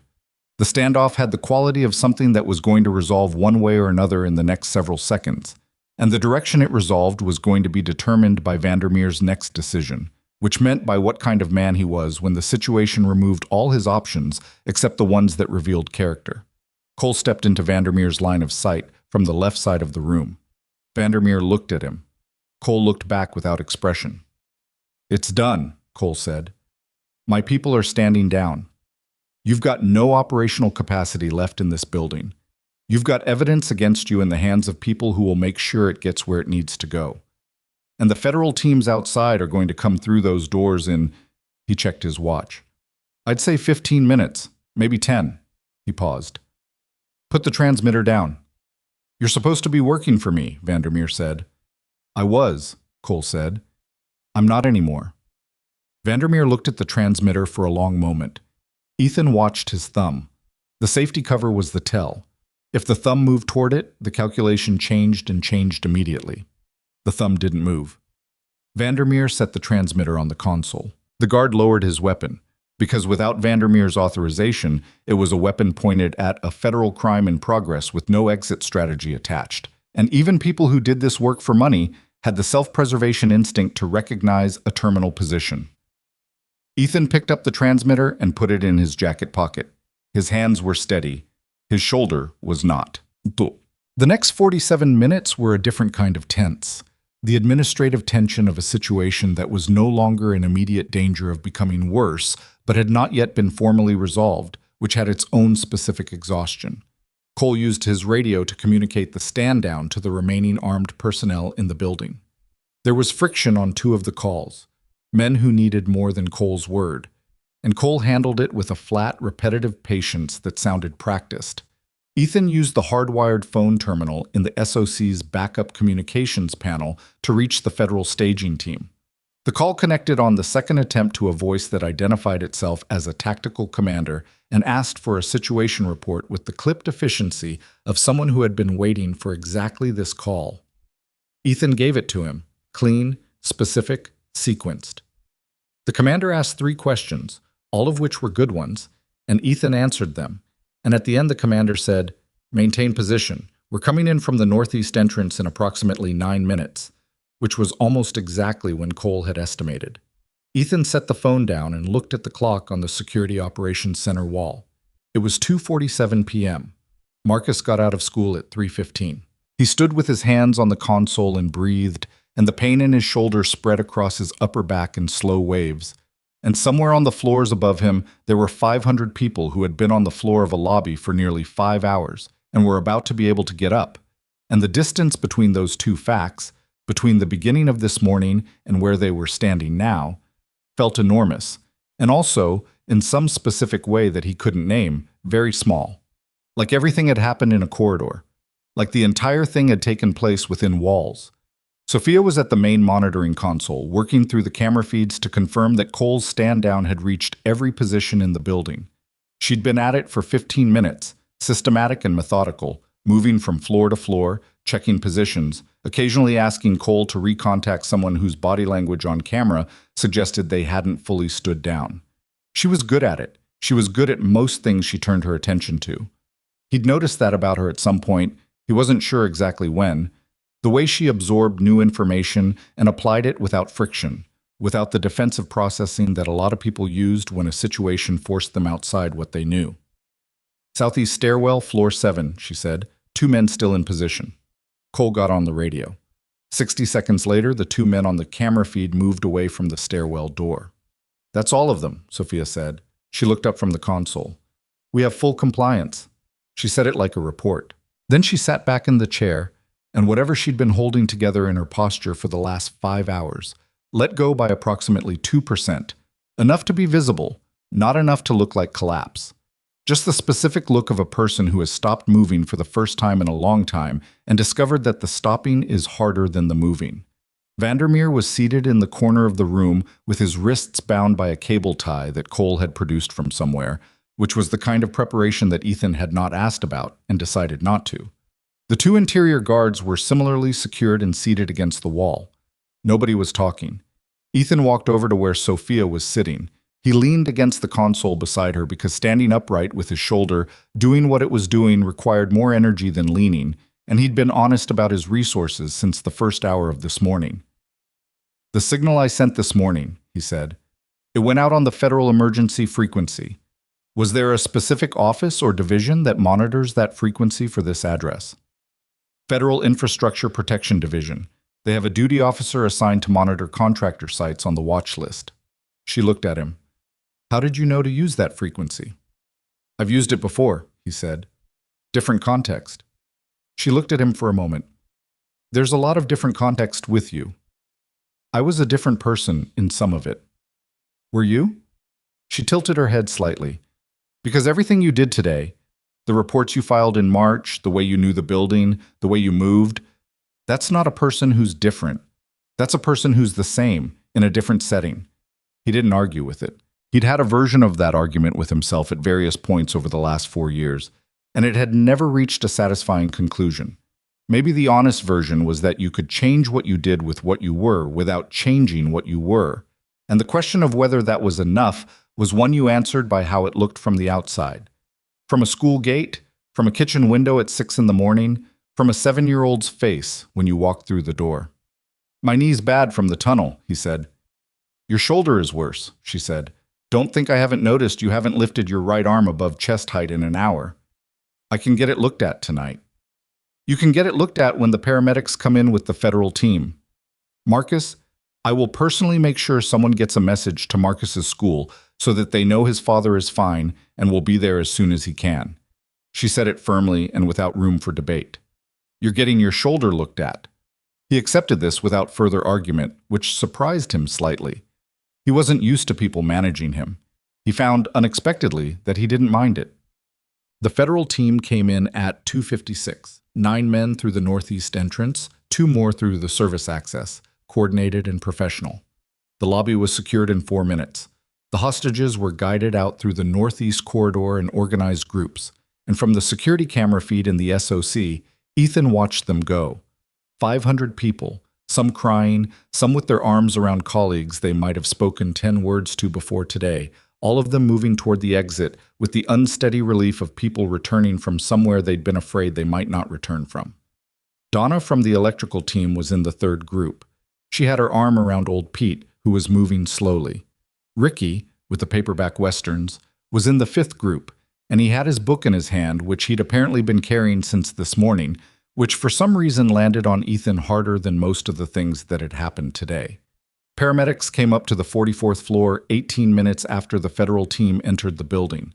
Ethan's shoulder was examined by a young medic named Torres, who had a careful bedside manner and an expression that got more serious the longer he worked.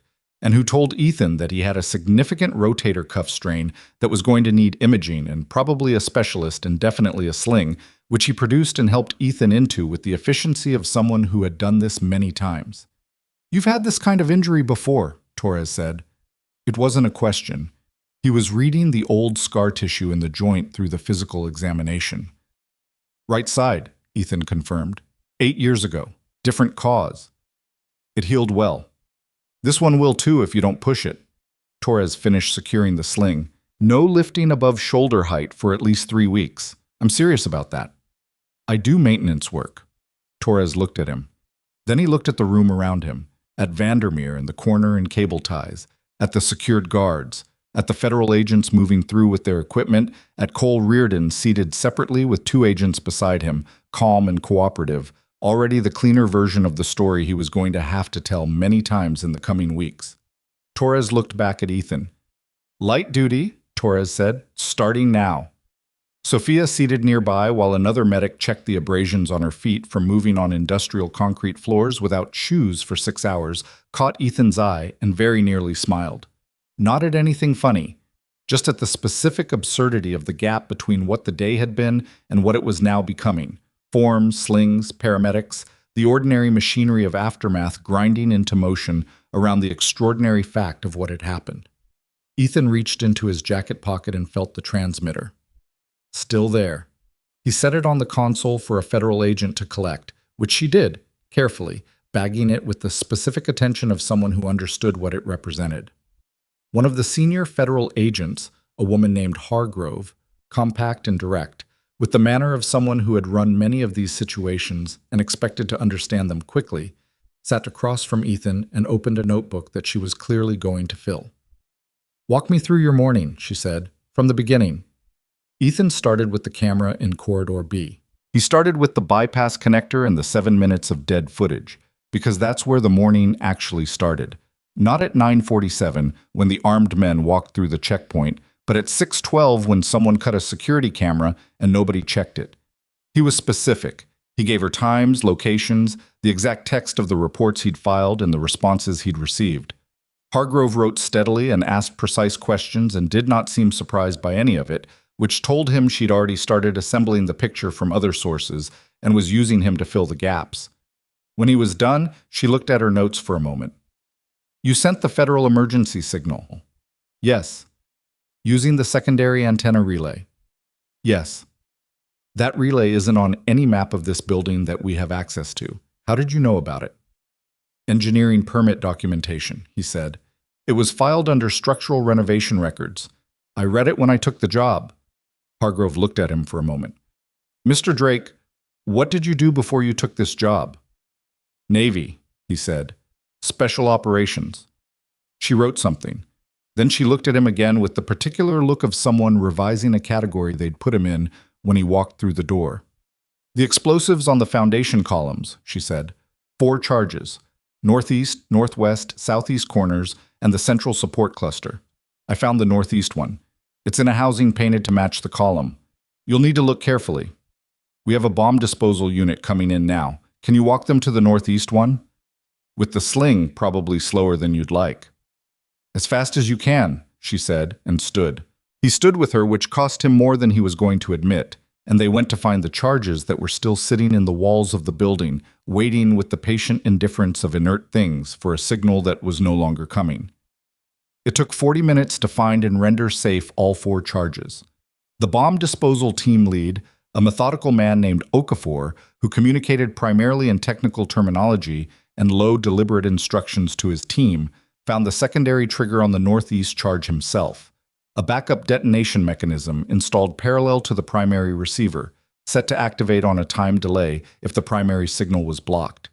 It was the kind of redundancy that a thorough operator built in, and it was the kind of thing that would have gone unnoticed if Okafor hadn't been specifically looking for it. "Secondary trigger," Okafor said, crouched at the base of the column. 40-minute countdown, pre-armed. He looked up at Ethan. It was already running. Ethan looked at the device. "Since when?" Okafor checked the timer display. "Based on elapsed count, started approximately 42 minutes ago." 42 minutes ago was when Cole stood down. when Vandermeer saw the transmitter taken from his hand, a final contingency, activated before the situation fully resolved, set to run regardless of what happened next. "How long on the counter?" Ethan asked. "About 90 seconds when we got here," Okafor said. He disconnected the secondary mechanism with the calm of someone for whom 90 seconds was comfortable margin. "Clean disable. No issue." He set the device down and looked at the charge. "This is a professional installation." "I know," Ethan said. He stood in the sub-basement at the base of the northeast column, in the same corridor where he'd walked past this charge every day for months without knowing it was there. And he felt the specific weight of that, of something dangerous living in the walls of a place you thought you understood. The building had looked the same from the outside every morning. It had felt the same under his hands when he checked the systems and read the gauges and filled out his reports. The threat had been in it the whole time, and the threat was gone now. And the building was the same building it had been this morning, and also not at all the same building. He thought about Marcus getting out of school. He thought about the stuffed elephant on the bed. He thought about the kitchen window and the eastern light. The federal agents were still moving through the building above him. The 500 employees were somewhere outside, in the organized chaos of people who had been through something together and were only beginning to understand what it was going to mean to them later, privately, in the days and weeks when the ordinary world reasserted itself, and the morning of this Tuesday kept surfacing in the middle of ordinary things. Ethan stood at the base of the column until Okafor's team finished collecting their equipment. Then he went back upstairs because there were still forms to fill and statements to give and people who needed to talk to him, and the afternoon was not over yet, and there was no version of this where you got to just leave. But at 3:19 p.m., while a federal agent was talking to him about the timeline of events in the sub-basement, his personal phone buzzed in his pocket. He checked it. A text from the school's administrative office. "Marcus Drake. Parent contacted. Student, aware father, will be delayed. Student is fine and waiting an after-school program." He put the phone back in his pocket and answered the federal agent's question, and the agent continued, and the afternoon continued, and the building stood. Ethan picked Marcus up at 5:47. The after-school program ran until 6, and when Ethan came through the door of the gymnasium where the kids were scattered across tables doing homework or not doing homework, Marcus looked up from whatever he'd been drawing and his face did the thing it did. The specific reorganization of a child's features when they see the person they were waiting for. And he got up from the table fast enough that his chair scraped loud against the floor, and the teacher nearby looked up. And then Marcus was running across the gymnasium, and Ethan crouched down with his good arm open and caught him. The sling made the hug asymmetrical. Marcus noticed immediately. "What happened to your arm?" "I hurt my shoulder at work." Marcus leaned back to look at the sling with the focused inspection of a 7-year-old assessing something that interests him. "Does it hurt?" "A little." "A lot?" "Some." "Did you go to the doctor?" "A paramedic. I'll see a real doctor tomorrow." Marcus accepted this with the pragmatism of a child who had grown up understanding that his father did physical work, and physical work sometimes caused physical consequences. He looked at the sling for another second, then looked up at Ethan's face, and whatever he saw there, Ethan didn't know what he looked like after a day like this one, hadn't checked, made him press his face against Ethan's good shoulder and stay there. Ethan held him. The gymnasium smelled like floor wax and old sneakers, and the particular institutional warmth of a room full of children. And outside it was getting dark, and the day was ending, and his son was in his arms, and those were the only facts that mattered right now. "You smell like concrete," Marcus said, his voice muffled against Ethan's collar. "I was in the basement most of the day." "The basement of your building?" "Yeah." "Why?" Things needed fixing. Marcus accepted this too, and they stayed like that for another few seconds. And Ethan was aware that the teacher nearby had turned away to give them space, which was a small act of decency that he noticed and appreciated. Then Marcus straightened up and said, "Can we get pizza?" With the transition speed that only children manage, from something heavy to something immediate, without carrying the weight of the gap between them. "Yeah," Ethan said, "we can get pizza." They got pizza from the place 3 blocks from their apartment, the one that put too much garlic in the sauce and had a broken seat at the table by the window that wobbled if you leaned wrong. Marcus leaned wrong 3 times deliberately, and Ethan told him to stop, and he stopped for 30 seconds and then did it again. They talked about Marcus's day, which had involved a disagreement with a kid named Tyler over the correct way to play a game that Ethan didn't fully understand the rules of, and a spelling test that Marcus believed he'd done well on and would verify this opinion as fact until the paper came back with a different grade. They talked about Gerald the elephant, who had apparently been left at school by accident and was currently in Marcus's cubby and was fine, but Marcus wanted to confirm this verbally several times. Ethan listened to all of it. He listened the way he'd learned to listen over 4 years of doing this alone. Not halfway, not while thinking about something else, but fully present in the ordinary details of a 7-year-old's day, because the ordinary details were the point. They were what he'd come back for. They were what he'd been protecting all day without Marcus knowing it needed protection. He didn't tell Marcus anything about what had happened at the building. Marcus was 7. There would be years for context. Right now there was pizza and a wobbling table and Tyler's disputed game rules, and that was the right ratio. They walked home in the dark. Marcus held his hand without being asked, which he only did when he was tired, and by the time they reached the apartment he was listing slightly against Ethan's good side. Ethan got him through the bath and into bed with more efficiency than grace, and Marcus fell asleep mid-sentence about Gerald, and Ethan sat on the edge of the bed in the dark for a while, just listening to him breathe. It was the same thing he'd done that morning. Same dark, same ceiling, same sound. The day had been everything it had been, and had come back around to this, and he didn't know what to do with that except to sit with it. He went to the kitchen and made coffee he didn't particularly need, and stood at the window and watched the city, and his shoulder ached steadily in its sling, and he thought about nothing specific for the first time in 16 hours. The days after were loud in the way that aftermath is always loud.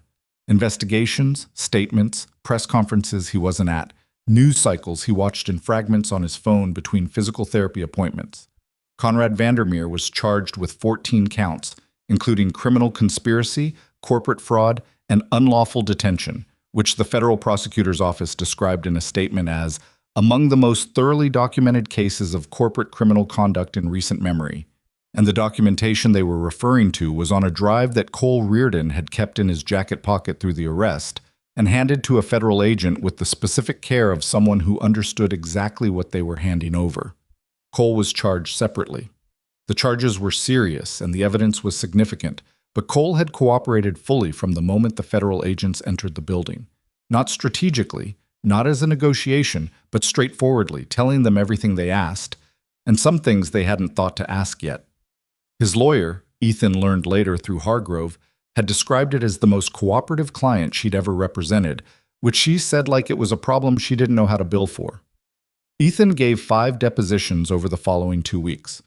Federal investigators, corporate counsel, the Infrastructure Protection Division, a separate inquiry into the failure of Helix Vanguard's own security systems to detect or respond to the breach. That last one was the longest and the most uncomfortable, because the people running it kept asking questions that implied the answer they were looking for was a systems failure, a technology gap, something that could be patched or upgraded or replaced. And Ethan kept giving them an answer they weren't looking for, which was that the systems had not failed so much as been trusted to do things that systems cannot do. The bypass connector in Corridor B was installed by a person, he told the inquiry panel on the 3rd day. The sensor deactivation on 16 was done by a person. The access panel on 15 was opened by a person. These things required human decision-making, human access, human knowledge of the building. The security technology didn't fail to detect them because the technology was inadequate. It failed to detect them because the technology was only designed to monitor known threat vectors, and someone had already mapped the gaps. He paused. I reported all 3 of those anomalies through the official channels. Those reports were reviewed by human beings and dismissed. That's where the failure was. The panel was quiet for a moment. Then someone asked, "Are you saying the security system failed because of the people operating it, not the technology itself?" "I'm saying the security system was built to look impressive," Ethan said. "Impressive and effective aren't the same thing. You can have every camera in the building running and miss something that someone with basic training and patience can find in a weekend of quiet prep work. You can have biometrics on every entrance and miss a team that spent 3 months learning which cameras to blind first." He looked at the panel. Technology is only as good as the judgment of the people who design it, and the people who listen when someone tells them something's wrong. Nobody argued with it. A few of them wrote things down, Chasin.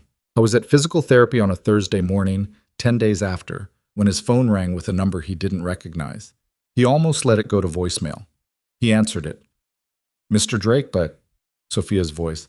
I hope I'm not interrupting anything important. Shoulder rotation exercises, he said. You're improving my morning. I'm glad. How is it healing? Slower than I'd like, faster than the therapist expected. He moved to the hallway outside the therapy room. How are you? There was a pause that had texture to it, not uncomfortable, but full of something she was choosing how to say. Operational, she said. We're rebuilding the board. 3 members resigned in the 48 hours after the story broke, which tells you something about how much they knew or suspected. The 2 who stayed have been surprisingly solid, actually. I think it scared them into clarity. That happens. The company is stable. The federal contracts we were bidding on are on hold pending the investigation, which is probably appropriate. We're not going anywhere. Another pause. I want to meet with you. Not a deposition, not an official anything, just a conversation. Would you be willing? He thought about it for approximately 2 seconds. When? Whenever works for you. I'm flexible.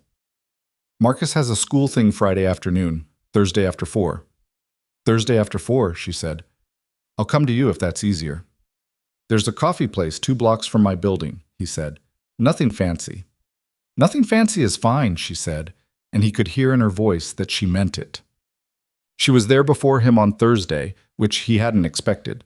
She was in jeans and a jacket, no corporate armor, sitting at a corner table with 2 coffees already ordered, and she looked different, not diminished, just closer to the surface of herself, without the particular performance that executive presence required. He recognized it because he'd seen it in the tunnel, in the server room, in the moments when there was no time for presentation and you got to see what someone was actually made of. He sat down across from her. His shoulder was in a lighter brace now, not the full sling. Progress. You look better, she said. Then what? Then a man who just fought someone in a concrete corridor and then climbed 44 floors with a torn rotator cuff. Bar was low, he said. She smiled. It was a real smile, not the managed kind. He'd seen both now and knew the difference. They talked for a while about the aftermath, the investigation, the board restructuring, the way the press had covered it, which was inevitable and mostly accurate and occasionally wildly wrong in the specific way that news coverage of complicated situations tends to produce a cleaner story than the actual event support. Someone had gotten hold of the maintenance report he'd filed in March, the one flagging the camera bypass connector, and published it alongside a piece about corporate security culture that had been read by a significant number of people and had generated the kind of institutional discomfort that sometimes, occasionally, produces actual change. I read that piece, Ethan said. I wrote to the reporter, Sophia said. Off the record. I told her she'd gotten the facts right but missed the point. What's the point? The point isn't that Helix Vanguard's security culture was inadequate. The point is that the person who saw the problem most clearly was the person everyone was most comfortable ignoring. She looked at him over her coffee. That's not a security industry problem. That's a human problem. People trust what looks authoritative. They distrust what doesn't fit the frame they've already built. She paused. You came to Garrett Pruitt in a maintenance uniform. He'd already decided what you were before you opened your mouth. That's not new information for me, Ethan said. No, I know it's not. She set down her cup. I want to offer you something, and I want to be clear about what it is and what it isn't, because I don't want there to be any ambiguity between us. She said it directly, the way she did most things. I want you to come back to the building, not as a maintenance technician, or not only that, if that's what you want to keep doing. I want to restructure how we think about security, from the ground level up. I want someone involved in that process who understands the building the way you understand it. Not in an executive capacity unless you want that. Not behind a desk unless that's where you're most effective. An advisory role, but a real one. Actual authority to flag problems and have them addressed, not filed and ignored. She paused. I'm not offering you this because you saved the building. I'm offering you this because you understood the building better than anyone in it, and I don't want to waste that again. Ethan looked at his coffee. He thought about the access panel on 15 and the bypass connector in Corridor B, and the 4 maintenance reports that had gone nowhere. I thought about 8 months of walking through a building and seeing things that nobody asked him to see, noting things that nobody asked him to note, The particular reflex of attention that didn't turn off because nobody was paying for it to be on. The title doesn't matter to me, he said. I know. The hierarchy doesn't matter to me. I know that too. What matters to me is that when I tell someone something's wrong, someone with authority to fix it hears it. That's what I'm offering, she said. You would be that person with authority. He thought about Marcus. He thought about the school gate in the morning and the after-school program and Gerald the elephant and the wobbling table at the pizza place. He thought about what Cole had said in the corridor. The life you've been living was just the part between the real parts. And he thought about whether that was true. And he thought about what the alternative framing might be. And the alternative framing he kept arriving at was this: that there was no gap between the real parts and the ordinary parts. That the ordinary parts were the real parts. That fixing a pressure valve on floor 12 with enough care that it wouldn't fail for another 5 years was exactly as real as anything that had happened on Tuesday. But he also thought about the camera in Corridor B. He thought about 7 minutes of dead footage and a report that nobody followed up on, and what those 7 minutes had cost 500 people in one morning. The hours need to be predictable, he said. I have a 7-year-old. He needs a parent who comes home. Define predictable and I'll build a contract around it, she said. No weekend work unless it's an actual emergency. Agreed. I keep the maintenance role alongside whatever advisory function you're describing, at least part-time. I need to stay in the building. I need to keep understanding it the way I understand it, and that comes from being in it. She nodded. That was already part of what I had in mind. And the reporting structure is direct, not through Pruitt, not through a chain that buries things. Garrett Pruitt resigned 9 days ago, she said. The reporting structure is still being rebuilt. I'd want your input on how it should work. He looked at her. She looked back. There was no performance in it on either side, which was, he'd come to understand, the particular register that Sophia Bennett operated in when she'd decided a situation was important enough to dispense with anything that wasn't essential. Okay, he said. Okay, she said. They finished their coffee. Outside, the city moved through its Thursday afternoon with complete indifference to the conversation happening inside, which was fine. The significant conversations rarely announced themselves to the street. He started back at Helix Vanguard on a Monday, 3 weeks after the Tuesday that had changed everything and nothing, depending on how you looked at it. The building looked the same from the outside. 72 floors, glass and steel, the same posture against the skyline. But inside, things had shifted in ways both visible and invisible. The security desk in the lobby had new staff, people hired through a process that Sophia had restructured with input from the federal investigators, with clearer background protocols and less emphasis on presentation. The command center on 44 had been completely overhauled. The maintenance reporting system had been rebuilt so that anomaly flags went to 3 people simultaneously, not 1. Ethan spent his first morning back in the sub-basement. Not because he'd been assigned to it, but because he wanted to walk it again. The corridors, the junction points, the tunnel access panels, the blast door control room. He wanted to see it in the ordinary context of a Monday morning, without the specific charge that the previous visit had carried. He wanted to see if it felt different. It felt like a basement. Concrete and fluorescent light, and the smell of hydraulic fluid, and the particular quiet of spaces designed to be functional rather than comfortable. Donna was in the electrical room doing her morning checks. She looked up when he came in and said, "You're back," with the tone of someone stating an observable fact. "Yeah," he said. "Good."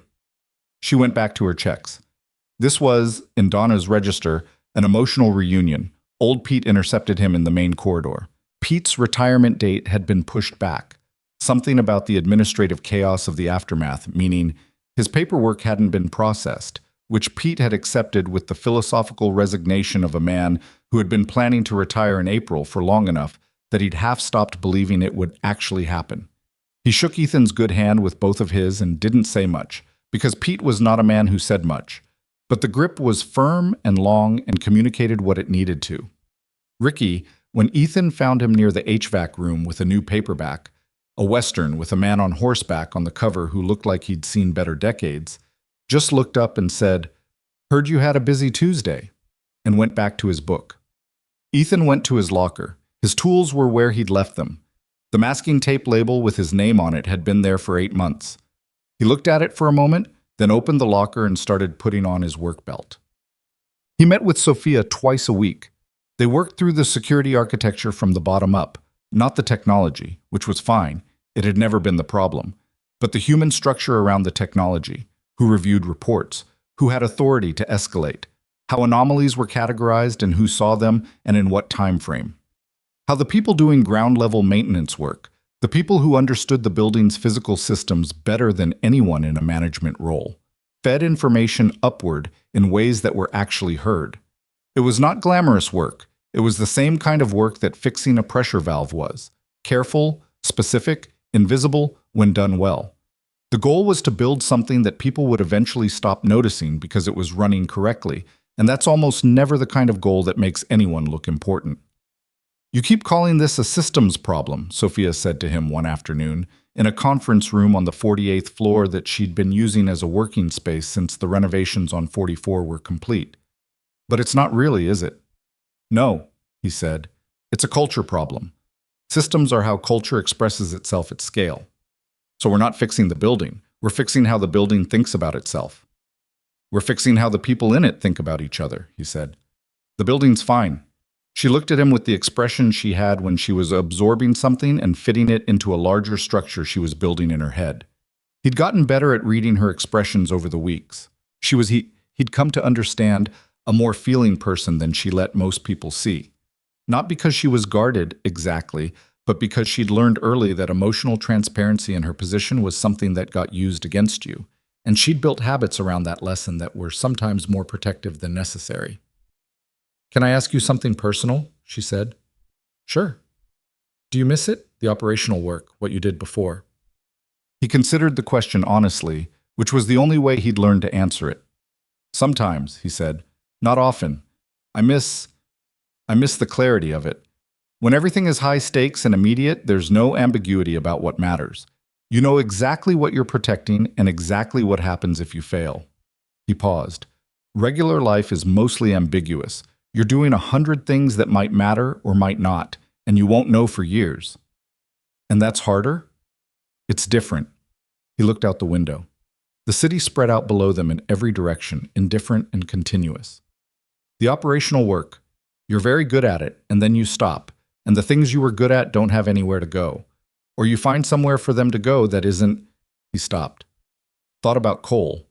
Thought about what Cole had built out of the same skills and the same background, the same operational clarity turned toward a different purpose. The skills don't expire. The question is what you point them at. Sophia was quiet for a moment. "You pointed yours at a maintenance job." "I pointed them at my son," he said. "The maintenance job was how I kept the lights on." She nodded slowly. There was something in her face that was careful and present and not trying to be anything other than what it was. "For what it's worth," she said, "the building is better for what you pointed them at. Both things." He didn't know how to answer that, so he didn't. He went back to the schematic they'd been working on, and she went back to it too, and the afternoon continued. The months that followed built themselves into a shape that Ethan would not have predicted from the morning of that Tuesday. Not dramatic. Not the story the news coverage had implied. The ex-SEAL hero, the saved building, the grateful company. The reality was quieter and more complicated and, in its quietness, more satisfying than any version of the headline. He developed a new anomaly reporting protocol that required any irregularity flagged by maintenance staff to be reviewed within 4 hours by at least 2 people with authority to escalate.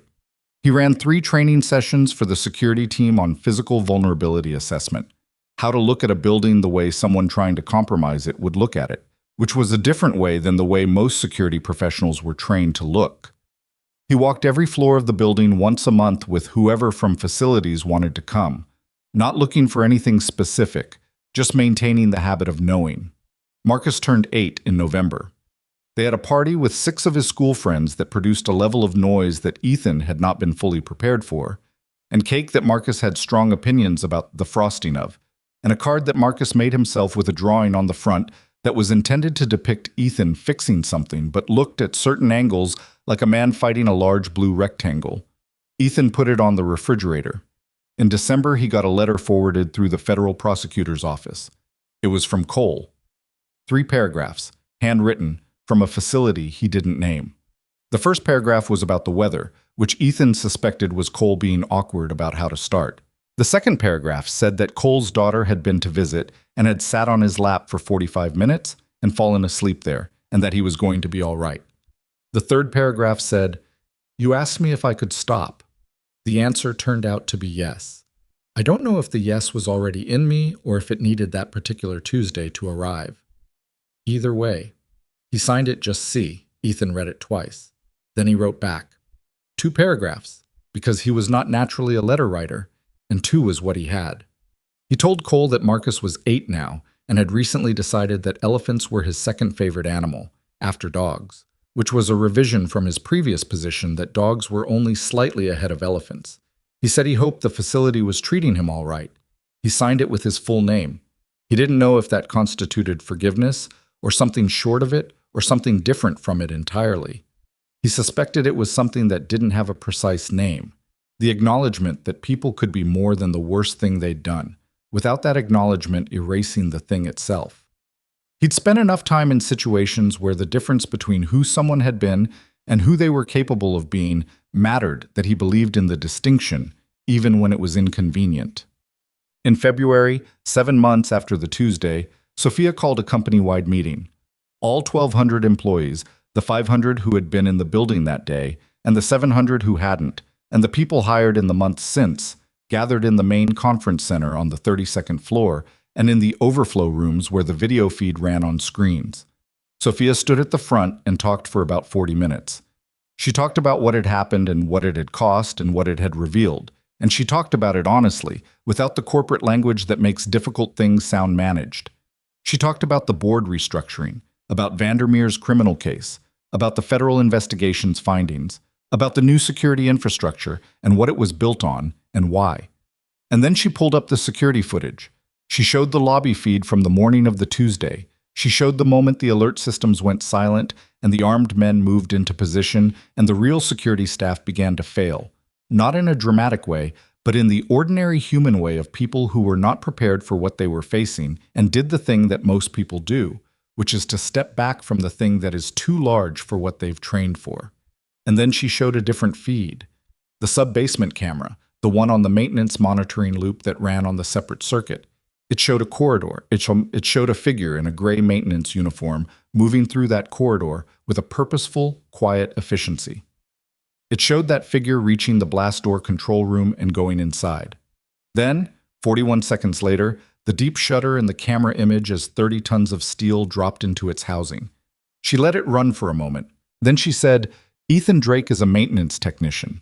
He's also the man who sealed that door. He's also the man who filed 4 reports in the 8 months before this happened, telling us that something was wrong. And he is also the man who did not give up when those reports were ignored." She paused. "He is not here today because he told me this meeting made him uncomfortable and he had a floor inspection on 18. That is true. I also believe he would have found a floor inspection on 18 regardless, because Ethan Drake is someone who does not want to be in this room, and I respect that about him.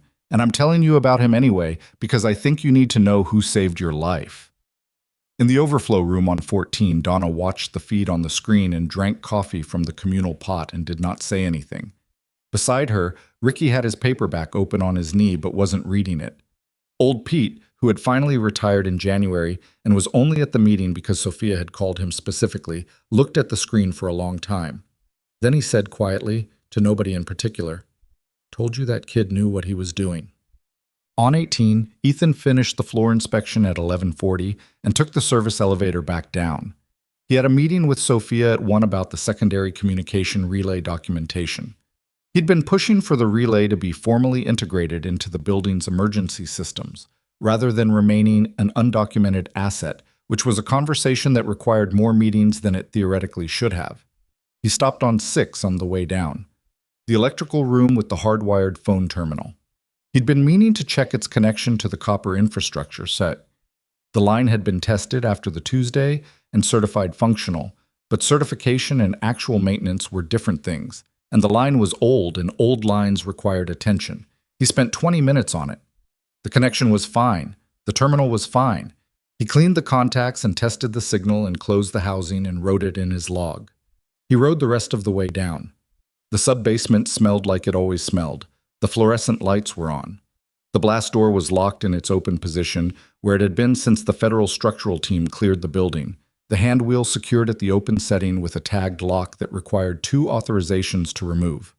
He walked past it on his way to the break room. He looked at it the way he looked at everything in this building. As a system, as a mechanism with specific function and specific tolerances and specific things that could go wrong with it over time if you didn't pay attention. The building around him ran its systems. Pressure valves regulated. Air moved through ducts. Water traveled its pipes. Cameras turned their slow arcs across empty corridors. In the lobby, employees moved through their morning with the focused indifference of people who are going about their work, which was what you wanted. A building that felt normal. A building that felt safe. Not because nothing could ever go wrong in it, but because the people responsible for it were paying attention.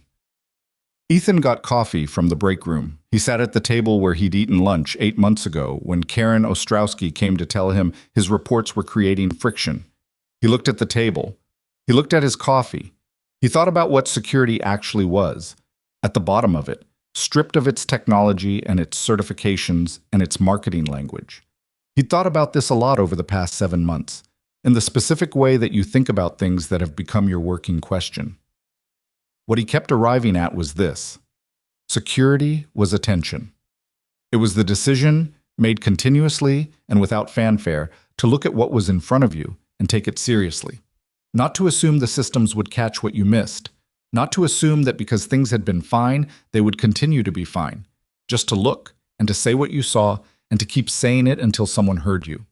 That was not a technological problem. That was not a systems problem. That was just the oldest problem there was.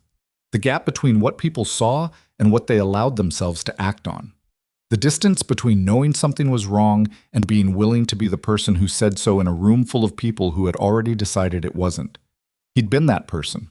It had cost him a moderate amount of friction and achieved nothing, and then one day it had mattered in ways he hadn't planned for and couldn't have predicted. I didn't think of himself as a hero for that, because hero was a word that implied the outcome had been certain, and it had never been certain. He just kept looking. He just kept saying what he saw.